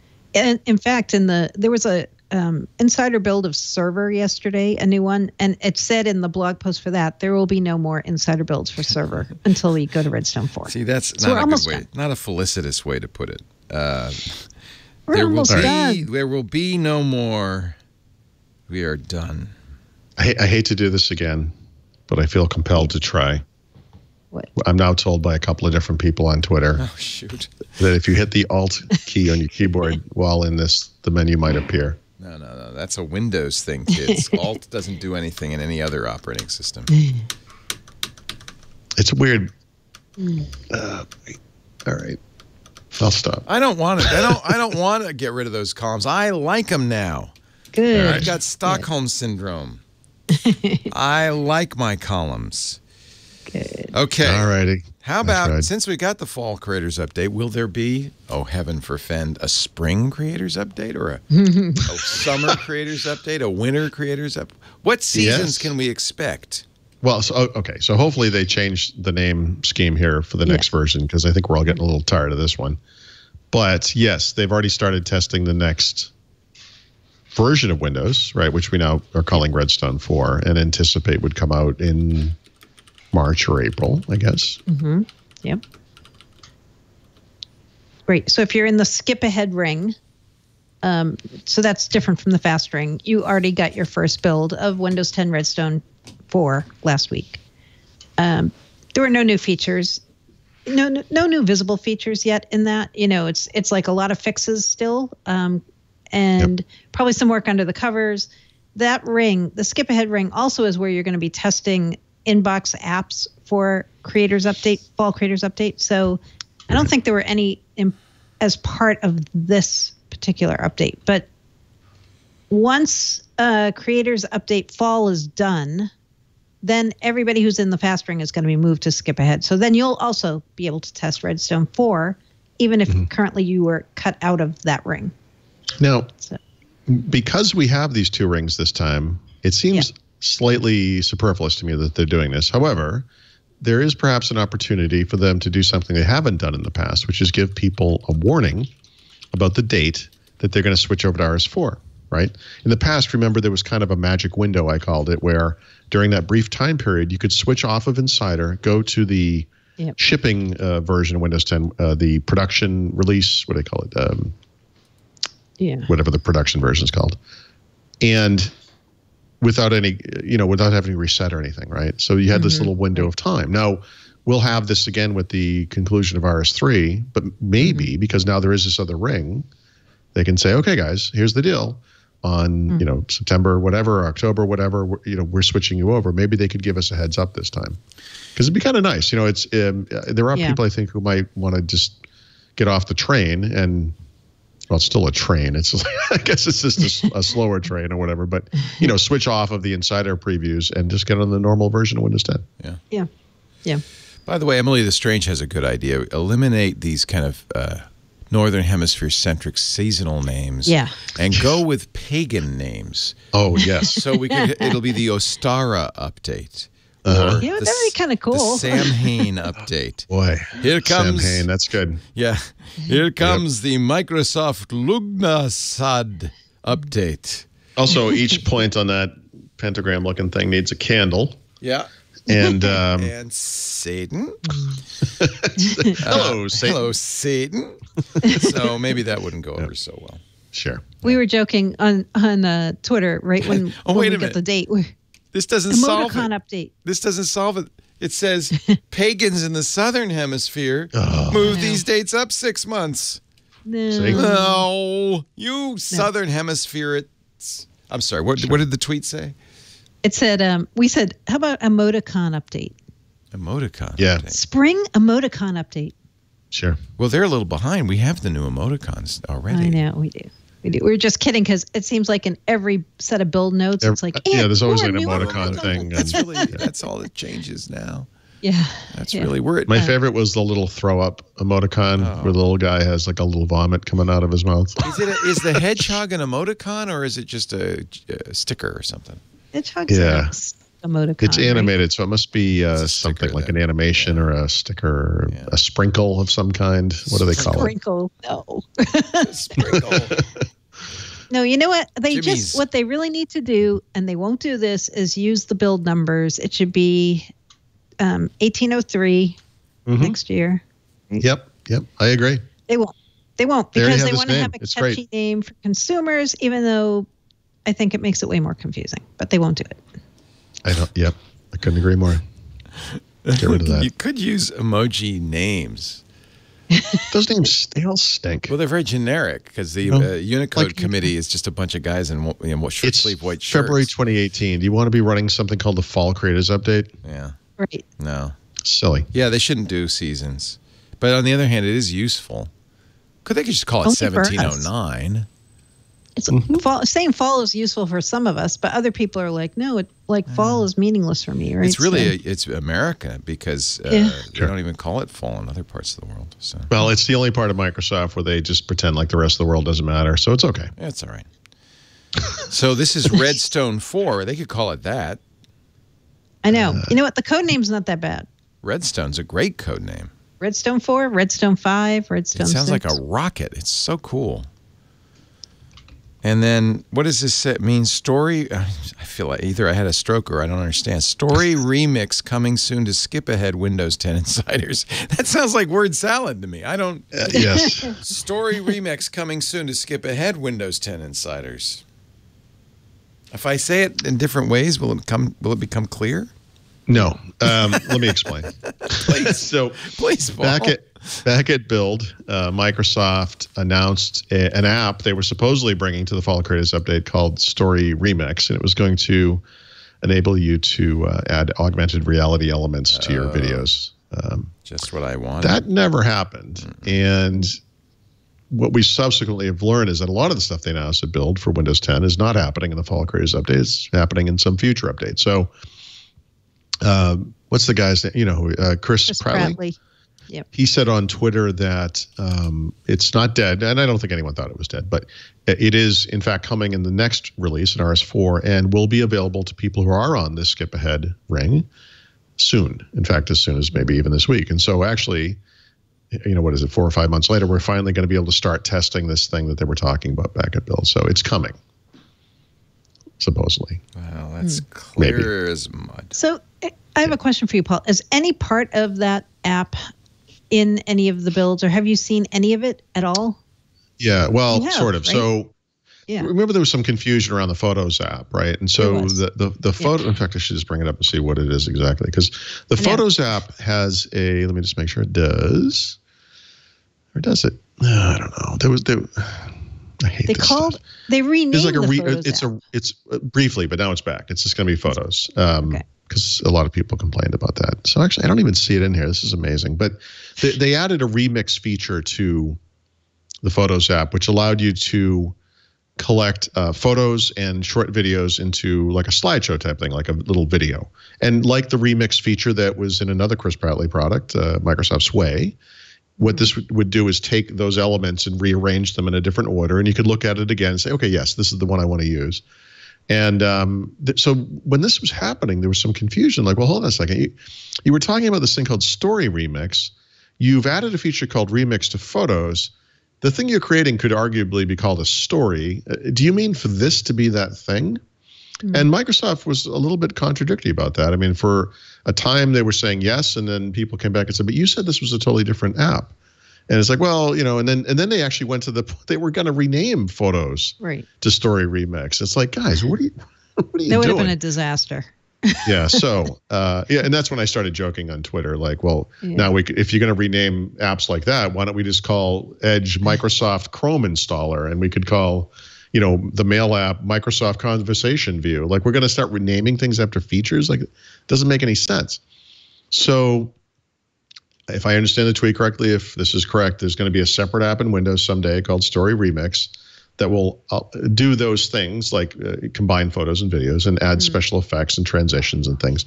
But the big deal is going to be that augmented reality stuff. Remember in the demo, they did the girl kicked a soccer ball into a net and there was like fire coming off of it, like it was a comet or something. Supposedly that will be available. Although, I got to say, I'm looking at this thing now and I don't see any hint of remix anywhere in here, so I don't know. Oh, really? Weird. Okay. Yeah, it is weird. Unbelievable. I don't know what's going on. It's confusing. Yeah. So you're a skip aheader. I know. So the flaming soccer ball part is what's going to not make it into the Fall Creators Is update. that an emoji? No, it's an augmented reality item, right? So I guess there's going to be some change. You know, in Windows 10 today and in the Fall Creators update, they have these 3D apps, right? So if you look at, let me look, Paint 3D, obviously, Print 3D, View 3D. And I guess and then there's a associated website, which I think might be called Remix 3D, but whatever it's called. These things all kind of work hand in hand, and they allow you to create these three-dimensional elements on a two-dimensional system. But they also work in HoloLens, and if you have a Windows mixed reality headset, they'll work in kind of a 3D mode. But that, arguably is kind of a virtual reality or augmented reality. And I guess they're going to start renaming some of these things to use the mixed reality branding. And in the next release, this will be part of that, and which, by the way, makes me think they might keep with the creators thing, because I know, me that too. kind of makes sense, right? Like, I know. Because they're not done adding these creator features. Yeah. Yeah. So you could theoretically, I mean, again, this is just a Microsoft demo at this point, but they did a video where the girl was running down the field, and they superimposed a Tyrannosaurus Rex on the field, so it looked like she was getting chased. The girl kicked the soccer ball. They added like a flame effect. We'll see. We'll see. Is this really meant to replace Movie Maker? Is that the idea of this thing or not? It's not really the same. It's not the same. And you could, as Movie Maker evolved into less and less of a kind of an iMovie kind of competitor, you could make the case at each step that Microsoft was simplifying it and making it easier for normal people to use, which I do buy. The functionality, as we saw it this summer in the Photos app, where you're just basically making slideshows that can involve videos or photos, is not the same thing. Although, again, you could argue, well, maybe that's what most people were doing, and it may be enough for a lot of normal people. I think that's fair. The augmented reality bit of it, though, is something I don't expect any normal person to do. I think that's going to be complex. I know. When I was watching, I remember watching that demo going, I will never do this. No, there's no way. No. I mean, I'll make videos of Tyrannosaurus going after Brad. And what's that? I find PowerPoint hard to use. And and that's PowerPoint's another thing that's getting 3D, by the way. But now you can put a dilapidated ice cream truck in your presentation. Wouldn't that be cool? Well, think about, actually, Sway's a good example, though, because Sway is another way to do something that people would have obviously might have used PowerPoint for, but also might have used a video editing app where you had a bunch of photos, and all you were trying to do is tie them together with transitions, and then send them to someone, and they could view your photos from your vacation or whatever, right? So now, in the case of Sway, you could put that up on the web. Anyone can see it. It's nice and easy. So you've got kind of a publishing platform built into it. And I think it's reasonable to expect that those 3D objects that Leo was looking at on Remix 3D will probably end up in Sway too, right? That you could, you go on a trip to Ireland or something, and you put little goofy cartoon guys in the foreground of some picture. You can kind of picture it. I mean, I don't want to do that myself, but they're going to add it to everything. They are. Yeah, I know. Yeah. I mean, you already can, in one of the test builds of Office 365, you can look at and rotate 3D objects in PowerPoint, right? And it's another one of those, I'm like, would I ever use it? No. I know people will. But yes. And will it be like when we first got different fonts in page publishing programs in the 1980s, and it was like you were always making hostage videos or hostage notes or whatever, where it's a little gratuitous and overdone just because all of a sudden we have this new capability. Maybe. I don't know. I always appreciate it when someone shows up with a presentation and it's like black text on white. Like, sorry, I didn't spend 35 hours working on the color scheme. I thought I'd just work on the content. Yeah, exactly. Fine, that's good. Office. Yep. 365. So Microsoft has been talking for a while about making the desktop apps of Office available through the Windows Store. And if you're somebody who's been using Windows 10s, you've already been able to use these in preview form. Now Microsoft is expanding that pilot program so that people who are not just using Windows 10S, but other versions of Windows are going to be able to start testing these apps in the Windows Store. Microsoft didn't announce this yet, but a couple of insiders sent me notes that they got from Microsoft saying, hey, do you want to be part of this pilot program? And what these apps are Centennial Bridge versions of the Office apps. So Microsoft used its own desktop bridge to take its Win32 Office apps and port them so that they're going to work and be available in the Windows Store. They are not identical to the Win32 versions of the apps, but they're pretty close. There's very few smaller features that are not there, but for the vast majority of people, this will be fine, I think. So you're going to get versions of Word, Excel, and PowerPoint to start. Over time, they're going to have Access and Publisher also in the store. OneNote, they're just going to keep the way it is, and Sway also, I believe, which are the UWP mobile versions of those two products. Those are already in the store, and they're not going to do Centennial versions of those because they don't need to. Well, do you think they do? They're not going to, but yeah. I mean, you could make an argument that they, But you're right, they're not going to do it. Yeah, OneNote for me, I'm like, and I am like the last person to ever claim to be a power OneNote user. I don't use it very often, but I feel like even the web version is enough for me. I can't say that'll be true for everyone because I know some people do amazing detailed OneNote notebooks, and I'm sure there are features in the full desktop version of OneNote that they will miss in the mobile version. But I guess they're going for the least common denominator and saying most people won't need that. So there you are.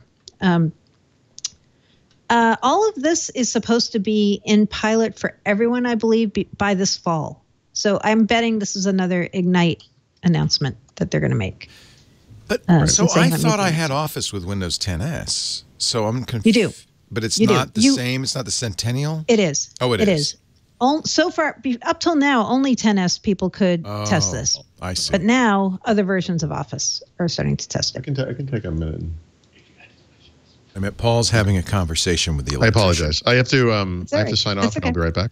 Okay. Okay. So I'll ping Mary Jo when I get back. We'll continue with the Office. I'll see. When you sit down, I'll know you're there. We'll continue with the Office 365 stuff. Okay, so Richard Hay is listening right now, and he said when he tried installing Office 365 from the Windows Store, he got everything already. So he's saying he got Excel, Word, PowerPoint, Access, Outlook, and Publisher already are there. Okay. So if you're in this limited pilot program, I guess you can get everything that I just listed now.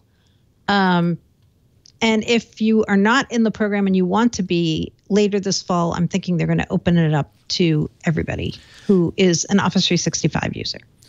Now, how do I get this deal on Outlook Right. Do you Premium? want it? I mean, no. I'm channeling somebody. Oh. I don't know who. Yeah, Paul. So should I even try to talk about Paul's story here? I should. I could just read the headline. That's probably all anybody needs. Microsoft is secretly offering some Office 365 users a deal on Outlook Premium, which is that an ad-free version of Outlook? Yeah. So the Outlook.com Premium service is ad-free, and you get up to 5 custom domains. And Microsoft's been doing that as a separate program. I think did you subscribe to that, Leo? I can't remember. No, I don't really use Outlook.com. You don't use it. I didn't subscribe to it either. It's $50 a year normally, and I guess some people are getting a special offer of $20. Yeah, for like $20, right? Yeah. Nice. Yeah. So I think Paul's point in his piece that he wrote about this was, why isn't Office 365 a superset for Outlook.com Premium? In other words, why doesn't everybody who's an Office 365 home, personal, and other kind of subscriber get something like Outlook.com Premium? Here's Microsoft's explanation. We continually explore ways to improve our product offerings. As part of this, we're running a promotion over the next few weeks designed to help us identify which premium email features to include in Office 365 consumer subscriptions. As part of this promotion, Outlook.com users in English-speaking markets who click the Upgrade to Premium button in the bottom left corner, their Outlook.com inboxes are directed to a special version of the webpage highlighted in your article. That's the one that gives you it for $20. People who purchase Office 365 through that process will indeed get the benefits mentioned, We don't have anything to announce today. Okay. So there's in other that's words, Microsoft's response. yeah, it's it a could be. test. This is a test. This is only It's a test to see how it goes, right? Yep. If this were an actual deal, you would be instructed to follow instructions. So we took care of the Office 365 stuff. I figured you wouldn't mind, Paul, including the Outlook Premium deal. Yep. But now that we're on the speaker section, I think we need your help. Okay. I'm here for you, Leo. Thank you.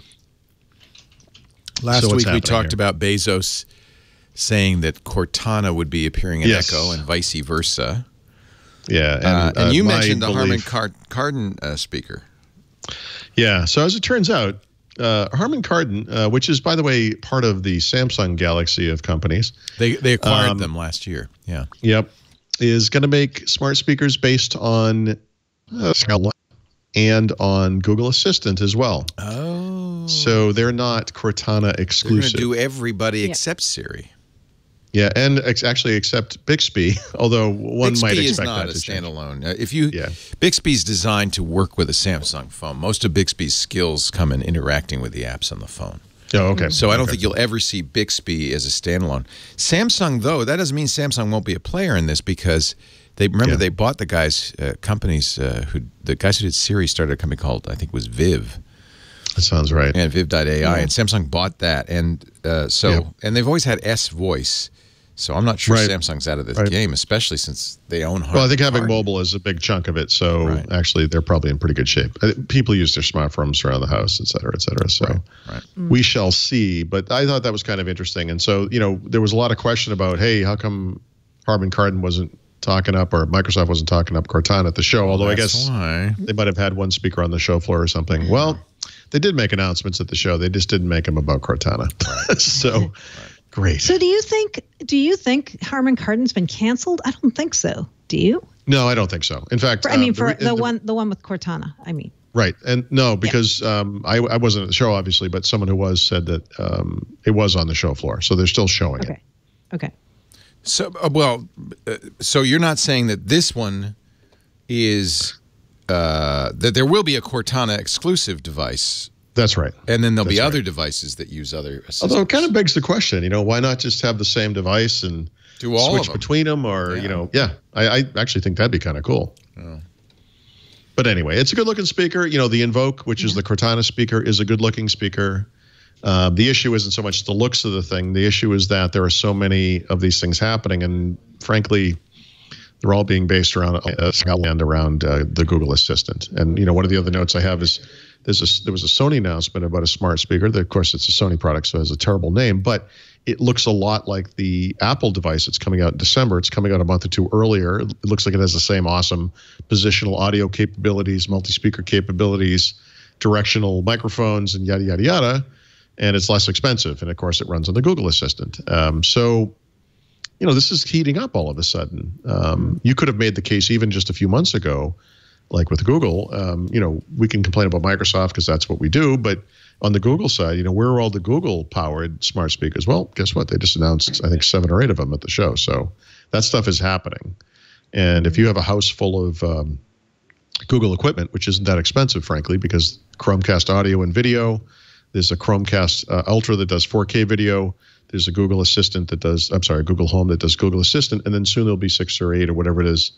Third-party devices as well. And these things all integrate together. You can do whole house audio with them. You can do all kinds of things. And so this is all kind of happening. And over at Microsoft, do we have the Benny Hill theme song we could play? It's like waiting for this thing to, churn up at any time. Like, guys, seriously, how much time do you think you have here?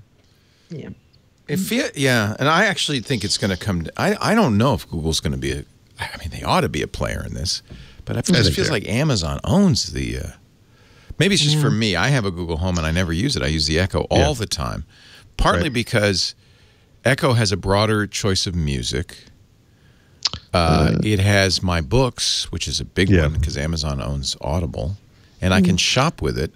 Google's good for asking questions, but I don't... Right.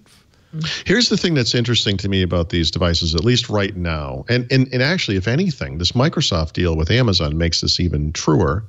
Which is that unlike with smartphone platforms, unlike with PC platforms before them, these things aren't necessarily all that sticky, right? If you have like smart controls around your house or smart speakers or whatever, unless you go the Apple route, the chances are actually pretty good that you could switch back and forth between different devices. Actually, that would be true of Apple too. So in other words, I have like Philips Hue lights in my house somewhere. So I can control them with HomeKit on the Apple devices. I can control them through, obviously, the Philips apps on my phone. I can control them through Google Home, through Amazon. You know, these things like work with everything. And so it's almost like maybe the central thing that I think Bezos and Satya Nadella got right is that for the user, it's not necessarily about that one assistant. It's about the capabilities. And if they can all do that stuff, you know, you mentioned audiobooks and music and whatever else it is that people might want to do. If that stuff works everywhere, it makes it easier to switch back and forth if you have to or want to. It makes it easier to mix and match. If you just want to, I already have a Google, I'm sorry, an Amazon Echo somewhere in my house maybe. Next time I'm going to buy the Sony thing that runs on the Google Assistant. And when Apple's thing comes out, maybe I put one of those up in the bedroom. And it kind of doesn't matter because they can be where they are and do what they do. And there's a lot of overlap, you know, capability-wise. That's what Bezos said, right? Bezos I think said so. Yeah, I think all. that's, yeah. I think that, frankly, the other shoe that's going to drop is going to be Apple's HomePod. I think everybody's going to wait and see what Apple does with that.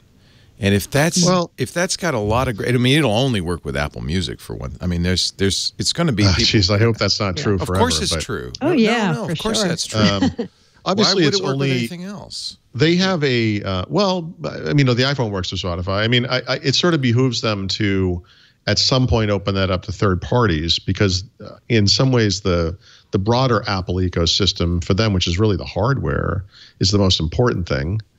But you know, whatever, it doesn't really matter. I guess the central point here is that, however they decide to do it, they really do have a very healthy built-in market of people who are very eager to buy their stuff. So that thing will never win, you know, this battle, but it doesn't have to. It just has to get the Apple part of it, and it will get a big chunk of that. I think Echo is the one to beat.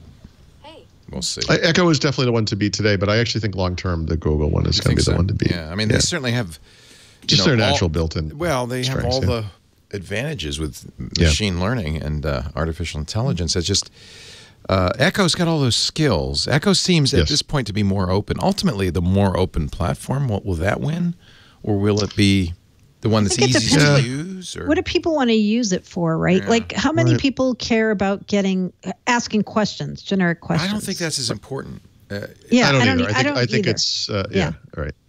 You do it once. Tell me a joke. If you care about that, Google, right? Not skeleton. Right. Well, but it's not just that. I mean, it's you know, broad compatibility with stuff out in the world, which is what Leah's talking about. So those skills are very important. And right now, Hell has a huge lead there. But you know, it does depend on what you want to do. You know, like the Philips Hue thing is just one example. But if you want to do that, frankly, you could do any of them. You could do all of them. You could do none of them. You could just use the mobile apps that Philips supplies. You could use third-party mobile apps. There's a huge ecosystem going on there. It just depends, you know. Right. Except Cortana, that's the one you can't use, by the way. I know. I'm sure that. I feel like she needs more kind of differentiators, right? Like we said, she needs an assisted living community, Mary Jo. Yes. And the integration with Office is good, but what else can she do? What are other party tricks, right? Yep. So Echo doesn't do Apple Music. It doesn't do Google Music, but it does do Spotify, Pandora, of course, Amazon's own product, iHeartRadio, and TuneIn. Okay. I would assume that Spotify probably has the broadest. Yeah, if you do Spotify, you're probably good. It'll be interesting to see if Apple does Spotify. I bet they would over time, but you know how they have Apple a competing product, though. Well, I guess Amazon does too, but it's not as important. But there must be. You got to look at your user base, right? I mean, whatever the size is of Apple's base, there's some huge chunk of them using Spotify, and I know you want to get them as Apple onto Apple Music, but I went to my kids because I was trying to find a music service that worked everywhere that would make sense, and so I just said, look. Well, they're already on Spotify. And the reason I didn't want to go to Spotify personally, the reason I wasn't on it is because Spotify doesn't have an elegant way for me to get my own music into the service. Right. Every other service does this. Right. They have an inelegant way to do it. So I said, guys, you know, our music's already all in Apple. I mean, would you consider going to Apple Music? I'm thinking they're teenagers. They'd be all over this. And we talked about how cats can be disdainful.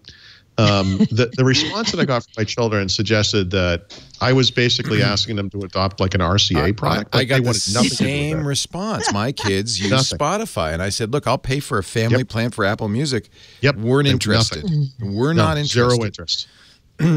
So, on the other hand, wow, that's it. So, yeah, wow, that's going to be an interesting. That'll be fun to watch because I do think Apple is arrogant enough to say, "No, this is an Apple Music product. That's all I we're do going to too, support." but I think it's going to be temporary. In other words, you could make an argument as Apple, like this is V1. It's focused on music. It's meant to be tied to the service. The other stuff that it does as a Siri device is secondary. But it's going to be like the App Store on the iPhone. I think over time they have to, they can't go this alone. As far as digital assistants go, Apple is the one that needs the most help because they just don't have, the not the wherewithal, but the desire to break people's privacy enough to make this thing worthwhile. They just don't want to do it. And so they're going to have to open it up. I just don't see any other way for that to be. Otherwise, it's just going to be the girl standing in front of the window when it's pouring outside. She says, Siri, is it raining? I mean, that's going to be the level of dumbness that this thing will have. They're going to have to enhance it somehow. See, with Amazon, you can upload your music, so you have your music on Amazon, and then I can still use Spotify and Pandora. I looked at Amazon, but see, the funny thing about Amazon, I thought you must be able to get unlimited music through Amazon if you have a Prime subscription. As it turns out, you have to buy that, yeah. Amazon Music Unlimited is a separate service. Yep. However, you can have it on one. It's cheap if you just have it on one Echo. Dude, I can't do this. I can't. I listen. I went through all this. Basically, what I did was I sucked it up and I just went to Spotify because what I can do on Spotify is put my music on one device and then it will sync to my other devices as long as that one device is on. And screw it. It's not great, but it's better than paying for two services. It's really this is literally how I spend a battlefield. This is like Game of Thrones, and you've got Daenerys Targaryen as Siri, you've got Jon Snow as Amazon, you've got Tyrion Lannister is Cortana. I'm so sorry. I deserve to. I think the Game of Thrones thing is apt. Actually, it is like that, though. We've been building, and it's exactly what's going to happen. There will be alliances, right? It's Cortana and Alexa is, some of those alliances will be tenuous. There's going to be a battle. Some of them will be pretend. It's going to be a big battle. Yeah. They're going to be dragons, are there? Mm-hmm. So who's the one with dragons? I think it's Jeff Bezos. Is the one with dragons. I think so too. Yeah. Yeah, because it was a surprise to everybody. Like, where did this thing come from? Yeah. Right. Now we have this other person we have to deal with. Like in that world, they knew who all their enemies were, and then suddenly this person comes from across the ocean, and they're confused by it. I think I think Google is Cersei Lannister. Is the Lannisters is Google? They always pay their debts.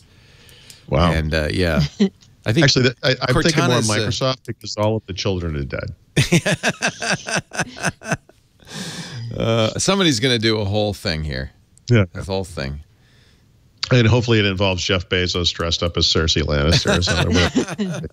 Daenerys Targaryen. Somebody says Cortana's more a Theon Greyjoy type. Yeah, that's sad.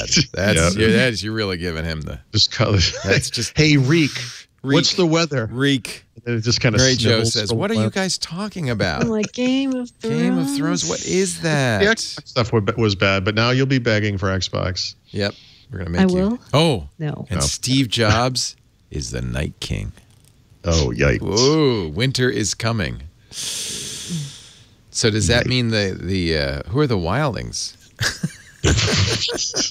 The whites are clearly Siri. I don't know. It's challenging. It's challenging. It's not a perfect comparison. No, it isn't. Well, could be. Just have to spend more time thinking about it. In any event, what's clear is that there's a big war on the horizon between all of these companies, and you're right. There'll be alliances that'll stumble, and it's it's really fascinating.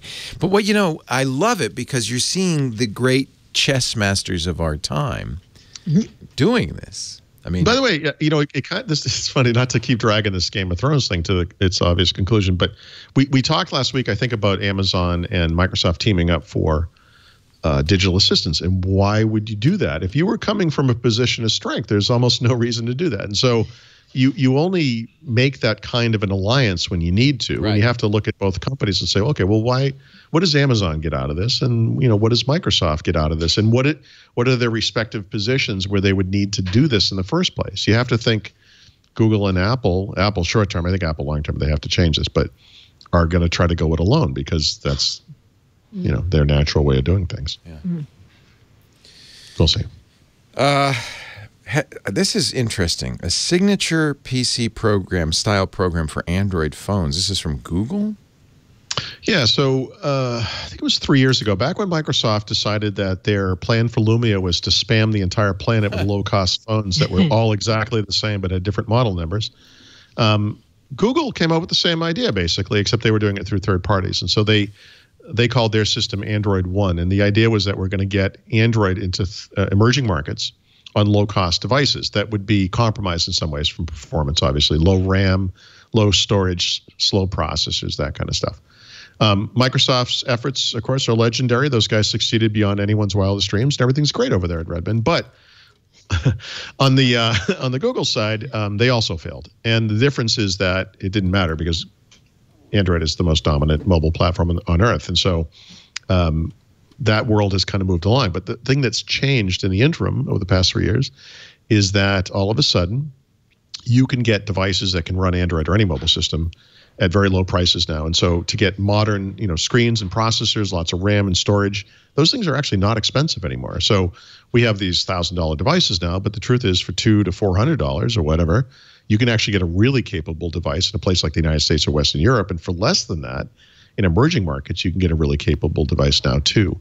So what Google has done is they've changed Android One a couple of times, but this week they basically announced that they're changing it again. And the difference this time is they're making it pure Android. So the idea is to get certified for Google One, you just have to sell a device that is pure Android on it. And the first one was at the I think it's called the A1, which is an iPhone knockoff, but it's a beautiful looking device. It's going to cost less than $235 in various emerging markets. And it's a gorgeous, it's a mid-level phone by our standards, like Snapdragon 625 type processor, I think. But it's going to be one of these new Android One devices. And of course, there are tons of companies making these things. And so this is a way for Google to do for phones now that Microsoft did for PCs with Signature. Put out a pure version of Android, guarantee that they're going to get 2 major updates of the operating system. So in case of that Mi device, it's going to get 8.0, and then it's going to get 9.0 after that. And give you kind of an understanding of how things are going to go in the future. Whereas today, when you buy depending on the phone, but a lot of times when you buy an Android phone, you have no idea if you're ever going to get a major upgrade. And probably many phones don't. So they've kind of recast the system into something that I actually think is really cool. They're not going to go back and add the Nexus phones to this, right? There are no Nexus phones anymore. They're I still have mine. Yeah, no, the they're Nexus pixels. phones, They're pixels. So the Nexus phones were sold by Google, were made by third parties, but they are effectively the same thing because they are pure Google experiences. Yeah. And I believe that those were cheaper, but I think the Android One is about being less expensive, right? Yes, but it's, in other words, it's not a $99 feature phone, right? But it might be like a $175 fully capable smartphone, expandable storage, decent specs. And that more importantly, they can keep up to date because that's the big issue right now. And get all the features. So one of the problems with the Android One, one of the problems with any low-end smartphone is that you don't get all of the capabilities of the OS because the hardware is compromised. But the thing that's changed is that's not really the case anymore. So they're not going to have like 17 different ways to sign in like you get on a Samsung, but they're going to, they'll have, they won't have facial. They'll have a fingerprint reader though, so you'll be able to do a PIN or a password or, whatever the pattern, but they'll be able to use a fingerprint reader, so this stuff has really evolved. And so Android One is not the bargain basement anymore. Yeah, it's actually really good. A phone anyone could use.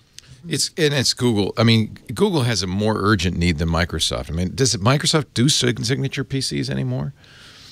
So this is the question. So the guys, I used to know the guys that ran the Signature PC part of Microsoft, and they were all laid off. And so there are people there today. They still sell Signature PCs. The 2 biggest changes that have happened, I would say, over the past year, maybe, let's say a year, is that we're starting to see finally some PC makers sell signature PCs directly. Lenovo does this. So if you buy a ThinkPad today, those are signature PC images, meaning they meet Microsoft standards, even though they're selling them themselves. They don't brand them that way, do they? I'm sorry. Yeah, they do. Oh, it says signature PC. Oh. Yeah, you actually are getting a signature PC image. Now, on the flip side, they've actually also relaxed the requirements for signature PC. And so in Lenovo's case, they're actually not bundling third-party AV software, which continues to be the kind of, I think, the Achilles heel of the PC industry, if you will.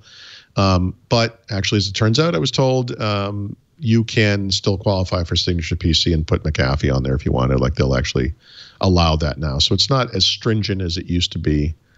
Yeah, I'm thinking my Lenovo's did not come with anything on them. They didn't have a, maybe they did a sticker or anything, but you have a Yoga. I think you have a Yoga, right? I have a Yoga, second generation Yoga, and a T470S, both of which are pretty pure Windows.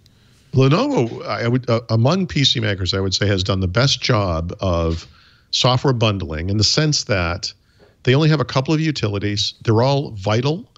They're like modern looking. They don't have all these startup processes going on. So like great. they've done a really nice job. Yeah. HP, which is a great company, has reverted a little bit, I would say. I mean, they almost have too much stuff going on PCs these days. The machines are beautiful. But Lenovo's done a neat job. And I think today they're kind of the standard. And I find it very interesting that they are actually selling their PCs themselves from their website. You can look it up as signature PC. That's cool. Yeah. Yeah. I think the Mary Jo's fallen over, so I'll wait.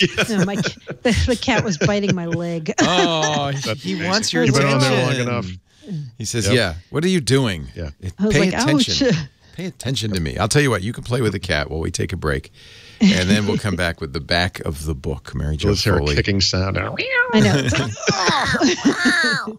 We're Paul Thurrott, Leo Laporte, and we are talking Windows. Our back of the book, picks and tips and beer coming up in a second. Our show today brought to you by Rocket Mortgage from Quicken Loans. The mortgage experience Quicken Loans realized, and by the way, as one of the biggest lenders in the country, I think it was last I saw $92 billion in loans, they would know better than most.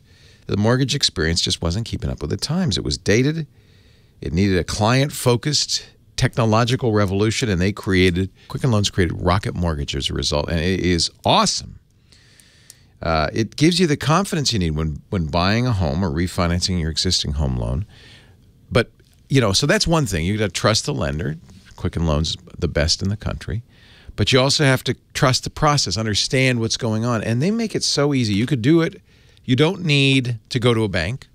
You don't need to go to the attic to go look for papers, bank statements and things. You don't need to do anything but just go to your phone and go to rocketmortgage.com/windows or your tablet or your PC, rocketmortgage.com/windows. And everything you need to do can be done there without getting up.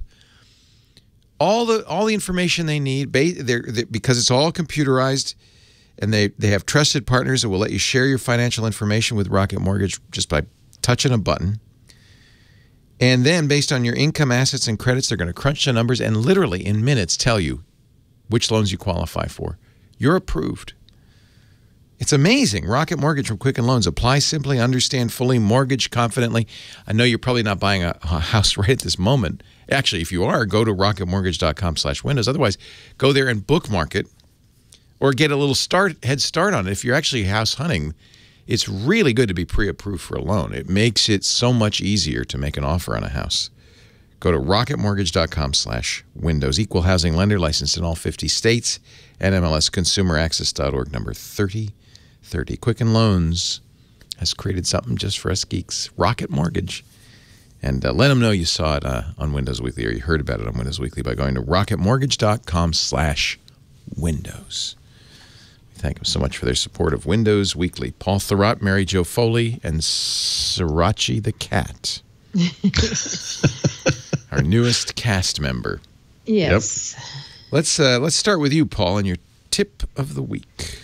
I have a few tips this week. You may recall a couple of weekends ago, I tried to install Windows 10S on my Intel NUC, which is kind of the purest PC you can get in a way, right? It's all Intel components, thinking, obviously, Windows Update will have all of the drivers for this thing. And I was really surprised to discover that it didn't, and that there were a bunch of drivers that were unfound in Device Manager, and I kind of limped off in defeat. And over the next week or so, this bugged me so much. I kind of went back and revisited this because I thought to myself, this has to work. It's an Intel device. So I came up with two ideas in the back of my head, things that would work. One was that driver packages that Intel supplies, in many cases are EXEs, in some cases are zips, and I could extract that stuff and maybe get the drivers out of them and then apply them manually in Device Manager. And actually that worked. I got every single driver installed on the system except for the Bluetooth driver, which I didn't care about. And I consider that a minor success, except it's a really tedious process, and it's not something I want to do over and over again. Then I thought, well, okay, but what about the other idea I had, which was the way Microsoft allows you to install Windows 10s today is you take a fully working computer and you run a utility, your computer reboots, and you're back in Windows, but now you're in Windows 10s. It's not an ISO file. So I thought, well, okay, this is like a different kind of installer. So what if the machine was up and running and all the drivers were installed and everything was up to date, and then I converted it to Windows 10s? Would it keep all that stuff? And the answer is yes. And so that actually works. That should work. I haven't tested on every PC on Earth, obviously, but basically on any computer that can run Windows 10s and 10 Pro, sorry, and you have the full list of drivers and everything's up to date and everything, you should at that point be able to convert it, and it should work if you want to run Windows 10s. Which I wanted to do because I'm working on the book and I want to make sure everything works in Windows 10s. And that worked really, really well. So that's actually a smart way to do it. It's not tedious. It's pretty quick, actually. So if you do want to test Windows 10s on a real computer, you can do that. I just would warn you to make sure you have a way to go back. So that's on you, but you can go to Windows 10s if you want to. Now, if I just out of curiosity on this thing, if I said, let's go back to Windows 10s, can I go back to Windows 10 Pro? Yeah. So here's the interesting thing without about paying $50 in 6 months or a year? Oh yeah, totally. So okay. I have and by the way, not just your Surface laptop, but any computer can. So remember that the license for Windows is kind of tied to the hardware, right? So if you are activated on Windows, it has to be Windows 10 Pro, I should say. If you have a Windows 10 Home PC, that's not going to work. It doesn't mean that it won't work. It just means that it won't activate. You have to have Windows 10 Pro to start, or Enterprise. Most people would have Pro. So if you start from Pro and go to S, no problem. If you want to go back later, you can download the ISO from Microsoft, make bootable media, or just run it from the ISO. It doesn't matter. Clean install Windows 10 Pro. You'll be, not only will it work, but you'll activate it. Will be fine. You're not going to lose it. You have the entitlement. No problem. If you, for a Surface laptop specifically, however, you have recovery media you can download from Microsoft. So that's an even better way to do it. And you can go back to Pro that way. What if I install Windows 10s? Does it just delete my Chrome? Hey. So that's, you know what? It's interesting. So yeah. That cat is really noisy, Mary Jo. Yep. Just tell him to put the hammer down. So I haven't tested this actually. And frankly, because I'm working on for the book, and I'm going to do this on a different computer. I haven't done it yet. If you, in other words, you bring up a computer, you put Chrome on it, and then you convert it to Windows 10s. Yeah. Obviously, Chrome's not going to work. The question is, will Chrome still be on the computer, or does it wipe out those apps? I actually don't know the answer. I'm sorry, I didn't. I didn't think to let it run. I would guess. If you think about the way that PC Reset works, they have different options for when you install Windows, and you can do things like clean install Windows, but leave my data files and my settings intact, and my modern apps, or whatever they're calling those, store apps. I'm not sure. It could go either way. I actually don't want to say because I really don't know the answer. We'll try it right now. Okay. So I just go to get Windows 10s, but no, you can't do it now. Wait. Okay, it does involve power tools. I'm just warning people. Are you running Windows 10 Pro on there now? Oh, that's a good question. It sounds like my old apartment construction. Leo, could you speak up a little bit? Okay. Windows 10 Pro. Yeah. So when this Are is you the sure Surface, you want to do this? This is the Surface laptop. Came with 10s. But here's the problem. If you do this, I took the free upgrade. I'm now 10 Pro. Okay. Yeah. But if you do this, yes, you could probably get this completed by the end of the show. I just want to warn you. Yeah. I don't know that you can go back without having to reinstall all your apps. You could go back to Pro. I just don't want you to get stuck on a one-way street. That's so. All. Where do I get the 10s ISO? Can I? There's no ISO. It's an installer. So what you would have to do is go to. Actually, go to my article. I'll do it from the article. Yeah. Yeah. because it looks like I'm buying it right now, which is Yeah, no. You can do it from the web. There's a web page that has an installer that you run, and it's an exe. All right, let me just try it because what could go wrong? What could possibly go wrong? Following in the grand tradition of Windows Week. Well, Leo is now going to install this Windows. is not. I mean, I'll be honest. This is no, not it's fine. I'm actually curious. So you have on that computer Chrome and some other desktop apps.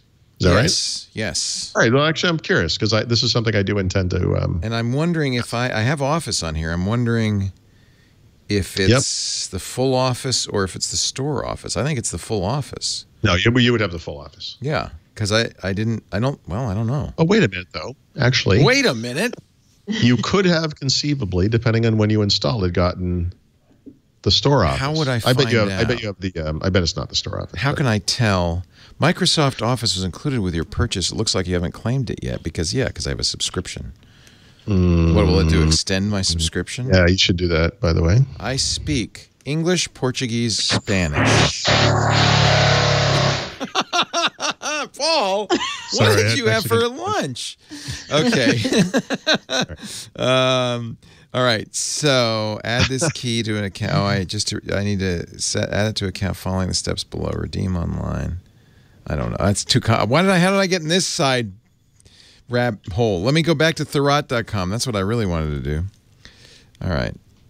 And then I should probably just take it from the notes because there's a direct link in the show notes. That would be the easiest. All right, you continue on with your merry little way, and I will. I will see if I can get this Windows 10s installed. Okay.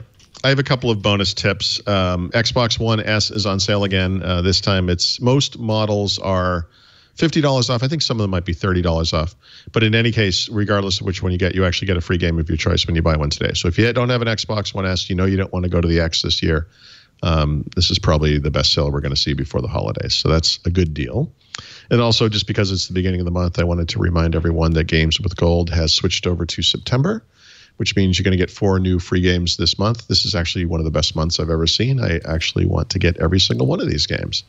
And so on Xbox One, you'll see Forza 3, 5, and Oxenfree. Yep, and then Battlefield 3 and Hydro Thunder Hurricane, which is like a boat racing game on Xbox 360.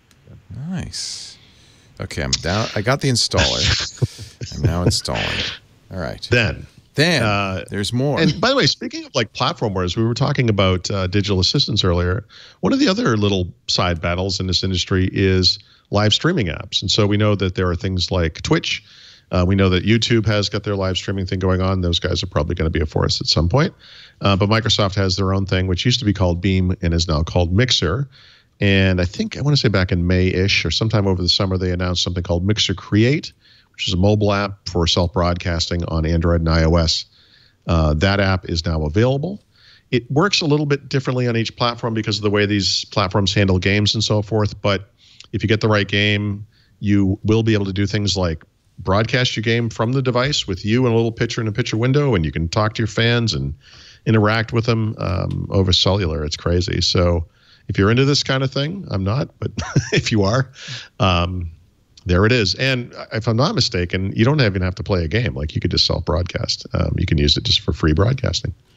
Cool. So that's something to check out. Mixer Create. You need to have certain kinds of games. I think right now it's slightly more restrictive on iOS, but it's only because the underlying technology on iOS is new, and it's a technology that lets you do this kind of screen streaming or whatever. So that will become more prevalent, I think, on iOS over time. Excellent. 22% complete on the download. So it's not a huge download. No, and it's you'll not have really to, Windows. It's probably just a program that disables stuff. That's right. Exactly. So you will have to reboot, but it's not like when you install Windows 10 or if you get like a new build. If you get a new build of the Insider Preview, sorry. It's not a humongous multi-gigabyte thing. I'll just mute my microphone. All right. I can mute it for you, Paul. Just leave it on, and I will take care of that. Because now it's time for Mary Jo Foley and her Enterprise pick of the week. Enterprise. So this was kind of surprising, and Paul, I'm curious if you knew about this. I got this information from an IT Pro Windows 10 newsletter I subscribe to, and it came over the weekend. It said, By the way, we're starting up a pilot program for Windows 10 IT Pro insiders or Windows 10 for Business insiders, where we're going to create this special virtual company that we're going to call Olympia Company. And it's basically a lab for the enterprise. Did you know about that? Did you know? Oh, here, I've muted him. Go ahead. Oh. But your note is correct. In other words, this is like a Contoso that you can share with the world, basically. So we can all be in the same company. Yeah. So if you get into this pilot program and you're a Windows 10 insider for business, you'll be able to use Windows 10 Enterprise for one during the period that you're in the enterprise, in the insider lab for enterprise. You'll also use Office 365. And the reason Microsoft's letting you use all these things and setting you up in this virtual company is they want more feedback on certain enterprise features and that they're not getting enough of, I assume. So they want you to test things like Windows Defender Application Guard, which is one of the features coming in Fall Creators Update, Windows Hello for Business, host intrusion prevention systems. So they have a lot of things they want more enterprise insiders to test, but they know it's very resource intensive and time intensive to set up to test this kind of stuff. So the way they're getting around it is this virtual company called Olympia. The way you qualify to get into this program, if you're interested, is Microsoft has a survey, an online survey. You fill that out, and if you qualify and meet the needs they want to fill, you will be included in the program and get to try out these things basically on their dime. So that's the enterprise pick. It's called Olympia Corporation. I have a lot of links on my site if you want the survey link and more information about the site. There's a whole website set up for it already with an FAQ and examples of the kinds of things you'll get to test. So it's pretty interesting. It's a new insider lab. It is. Cool. Olympia. Olympia. People who know Contoso and Fabricam and all those fake Microsoft companies, this is another fake company. It's a fake company. But Olympia is a town in Washington. It is. Yeah. Yep. Yeah. Yep. And your code name of the week. Yeah. Codename is Pendleton, town in Oregon, I believe. I heard this code name a year ago, literally. I looked it up today to see when I first had heard it, and I never could figure out exactly what it was. So today, our buddy, The Walking Cat on Twitter, H0X0D, as he's known on Twitter, posts a link to a whole document about Pendleton, like a guide for people who are in the private preview program and all. So it turns out what Pendleton is, it's a tool for data preparation and cleaning for data scientists. So the whole thinking on Microsoft's part is, if you're a data scientist, you spend the vast majority of your time, and by Microsoft's estimates, 80%, extracting and cleaning data, not doing anything else, just getting the data ready to be used. So they're trying to create this tool to make it more of an automatic process. I don't know how close they are to delivering this tool, but I know they've been privately testing it for at least a year. I think it's connected to a Microsoft research project that's called Program Synthesis Using Examples, or PROSE, P-R-O-S-E. And what that is a whole effort by Microsoft to try to do programming by example, because they know not only do data scientists take up a lot of time cleaning data, they know that people who use Excel spend most of their time not programming because they're not programmers. So they're trying to find this common bridge of a way to get normal people to be able to do things without programming, and simultaneously data scientists not to spend so much of their time cleaning up data. So that's what Pendleton is. Sounds like the name of a butler. Pendleton. Or the Marine camp. And they're Pendleton Where's my Tea? blankets. Pendleton blankets. Yeah, I have Pendleton. Yeah. I love my Pendleton blankets. Yep. So, Paul, their chat room wants to know, are you getting structured wiring? I don't know what that means. I don't either. I don't know. No, so I've been writing about this on the site, but this place had still has some crazy combination of lighting controls and lights from the previous resident, who was my father, and we're going to fix that. Are you going to put all Lutec or whatever? What is it called? The Lutron? Lutron in there. Yeah, actually, that's where my dad worked. Oh. This house was stuck in time. So You in the had the old 1990s, Lutron. Now you need the new Lutron. Yeah. So a big part of what I'm doing, though, first is just consolidating down. So like you can't see it, but over there in the wall, there were 5 switches for some reason. Around the corner, there were 5 switches. Over here, there's some master switch on Lutron. So we're getting rid of that stuff. So as much as we can. I didn't know that. That's hysterical. Yeah, so that's the first step. Right. And then, and then are you going to run conduit to every room as long as you got the walls open there and future-proof the place? Oh, no, I'm not. I'm not really doing too much wall opening. It's more like working with what's here. Because at the time, the stuff he did was for then modern and sure super modern. Yeah. Today it's dated and pathetic. Right. So a lot of it's just fixing things. I mean, we had if there were 10 lights in here, there were 3 switches that controlled some of them each, and we I made that down to 2. Simplify it.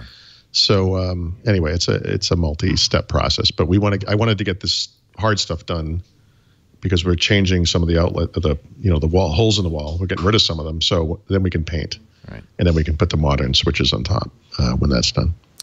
Well, I think you deserve a cold, frosty yes, someone does. That's beer, for sure. And Mary Jo Foley happens to have one just for you. I do. You know what? It's feeling like fall here today, or autumn if you're not in one of the places where we call it fall. And so it's time to start thinking about heavier beers again, which is nice. So my pick for the week is the Allagash Triple, or Triple. You can say it either way, I believe. A triple is mostly a Belgian style beer. I love triples. Oh man, triples are so good. They're very rich though. They're thick, right? They're so rich. Yeah, they're so rich. They're often very high in alcohol too. Yeah, this one's only 9%. Oh wow. Yeah. Okay. Yeah. But what's cool about a triple is it's made with triple the amount of malt of something like a Pilsner. That's why it's called triple. And a lot of times you can taste like honey and banana and clove, a lot of nice spices when you have a triple. The one from Allagash in Portland, Maine is one of the best ones we get here in the United States. And it's in bottles, it's on draft. So it should be fairly easy to find even if you're not in Maine. So that's my beer pick, the Allagash Triple. Looks delish. I know. Looks so good. I'm drinking that white triple that you brought to our New Year's party some time ago from Belgium. I can't remember the name of it. I forgot what you guys were having. Drak. Something. Oh, yeah, Drak. Yep, I think so. So good. Yep. But that was a dark one. This is not so dark. This is more like an ale. Yeah. Yeah. Yep. So it doesn't have to be dark. No, it doesn't have to be dark. It's usually darker than like a Pilsner or a Pale Ale in color. It's more like golden, kind of. It's golden. It's beautiful. It is. Creamy head on it. Perfect. It's the perfect looking beer. Allagash Valley, which is right next to Is it the hedgehog of beers? Yes. It's kind of the hedgehog of beers. Yes, it is. Yeah. You can't have it at home, but please drink it. Yes, but you want it at home. You can't have it. But you can't have it. It's the sugar glider of beers. All right. Can we remind people about Ignite? Yes. Because we've been getting some questions. Please. Okay. Microsoft Ignite last week of September in Orlando. We're going to be doing Windows Weekly live there in our usual slot. I will not be there. I know you will not be there. Somebody has to hold down the fort here. Yes. Wednesday the 27th, we'll be doing it live from the convention center. So if you're at Ignite and you can find where we're doing the podcast, we're going to have room for a small live audience. So you could come and be in the audience if you want. But never fear. Even if you're not at Ignite and you want to come to our meetup, we're doing it on Tuesday instead of Wednesday. So Tuesday the 26th, it's at World of Beer, the one that's on Dr. Phillips. The aptly named. Aptly named. Aptly named. Yes. Yeah. Do they have beer there, Mary? It's aspirational. They might have beer. Yeah. And starting at 6 p.m., Tuesday the 26th, World of Beer, Dr. Phillips. No RSVP needed. Just show up. We'll be there with our beer. And yeah, everyone welcome. Even if you don't go to the show, you can come. And just to go full circle, I know now why I can't remove the columns, because I can't get edit mode because Paul won't let me edit this document. So there's no view menu if I'm not in the edit mode. Oh. It's just the way Paul made it. Well, I can fix that. No, I don't want to edit it. Goodbye, everybody. I want to complain. I can fix that. Yeah, Let's no. see. Anyway, I think that's in hindsight, I think that's the issue. Is that it's just I can't. Oh no, that must be the issue, Yeah, right? I We don't can't. let Leo mess around with the notes. Would be a Look, I mean, look at this guy. Yes. So, all right, I will fix that. No. I am 77%, so I'm not going to complete this, but I will No, that's too report bad. back next week. Okay. I have Chrome installed on here. I have the full Office installed on here. I presume I have some other. Well, let's take bets. What do you think is going to happen? I think it's going to still be on there, and that you won't be able to run it. That's exactly what I think, because it would be Just given the speed at which it's going to challenging to uninstall Yep. Chrome anyway. They don't block you from downloading it. They block you It from would have running to pave the thing over to get rid of the Yeah, apps. it's not going to Yeah, happen. I think the app's still going to be on there. Yeah. I don't think I have any. I'm just looking. I don't think I've installed much on here, so I don't think I have. I might have like my Synology NAS app, things like that. But Well, it's good to test though. yeah, just so you have we'll something. see. Yeah, Yeah. and it's almost done, but it's not quite. I got to get done going enough. on that. I've been meaning to test that actually. Yeah. All right, let me know. Thank you, my friends. Thank you. Thank We you. love doing this show. If you're interested in Microsoft, it's a must-listen every Wednesday, 11 a.m. Pacific, 2 p.m. Eastern, 1800 UTC. You can tune in and watch live at twit.tv/live. That's our, that actually will hook you up to Twitch or Ustream or YouTube. Because we're on YouTube, though, that means you can, well, for instance, you can say to if you have an Echo show, the one with the screen, you can say, Echo, watch Windows Weekly on actually, you would say during the live show, watch Twit Live on YouTube. And then after the show, you can listen to the podcast, watch or listen, if you have a normal Echo, listen to Windows Weekly on TuneIn. And it would play it for you. Only the most recent episode, but that's really the one you want to hear, I would imagine. You can also download them from our website, twit.tv/WW. And really, if you have a favorite podcast application like Pocket Casts or Stitcher or Overcast or iTunes or Microsoft's podcast app, you can always subscribe, and that's the best thing to do. That way, you don't have to guess. You'll know. You'll get a copy of it every time the new one comes out. Just subscribe to Windows Weekly in your favorite podcatcher. Paul Thurrott is available for, he'll DJ weddings. He will clean your sewers and your gutters. He's available in many ways. He'll also do wiring in the wall. But just visit him at his website, thurrott.com, and become a premier member like me, because you see how nice it makes your hair look. THUROTT.com. The updated field guide to Windows 10 will be out as soon as Paul gets around to it, but you'll find that at lushlife.com. Close, almost. Flashmob.com. Just getting further, a little colder. Tiny hands. Tinyhands.com. Lean Pub. Lean Pub. That's it. Lean Pub. Here's how I remember it. It's like bacon, only without the fat, and you could get it at your friendly local pub. So that's why it's a lean pub. Or you could have been in the pub like Andy Capp, and then you go outside and you find yourself a little woozy, so you lean against the pub. And either way, just remember that. Sure. And you'll go, I don't know why I think of Andy Capp and I think of Paul Thurrott, but I do now. That's a weird memory trigger, but It works. It's better than looking at your shoes. Although that works, I hear. That's what Mary Jo Foley tells us when she interviewed Steve Ballmer. You find her great work online at zdnet.com. Actually, it's easy to find. Just go to allaboutmicrosoft.com. I remember that. I have a mnemonic for that. It's all about Microsoft. So yeah. No, it's not a witty name. It is what it says it is. It is what it is. It is what it is. Thank you both for being here, and good luck with the electrical work. Good luck with your new kitty cat, your new feline pal. He looks like adorable. He's a tabby. Yep, brown tabby. Oh, wait a minute! I got to restart now. Uh-oh. Should I do it? Yeah. And then I can report back. You're about to go be wrong? Yeah. What could it will reboot your device? Does it take a while? I mean, am I going to have to wait? I don't think it takes that long. It's not like an install, but it's gonna, it's like when you get an update, like a monthly update. It will take a little while, but it's not gonna be that bad. Well, I don't know. How much do we want this information is the question. I don't know. It doesn't seem to be rebooting. I'll report back next week. It'll give them a reason to tune in. Thanks, everybody. We'll see you next time. Oh, on Windows Weekly.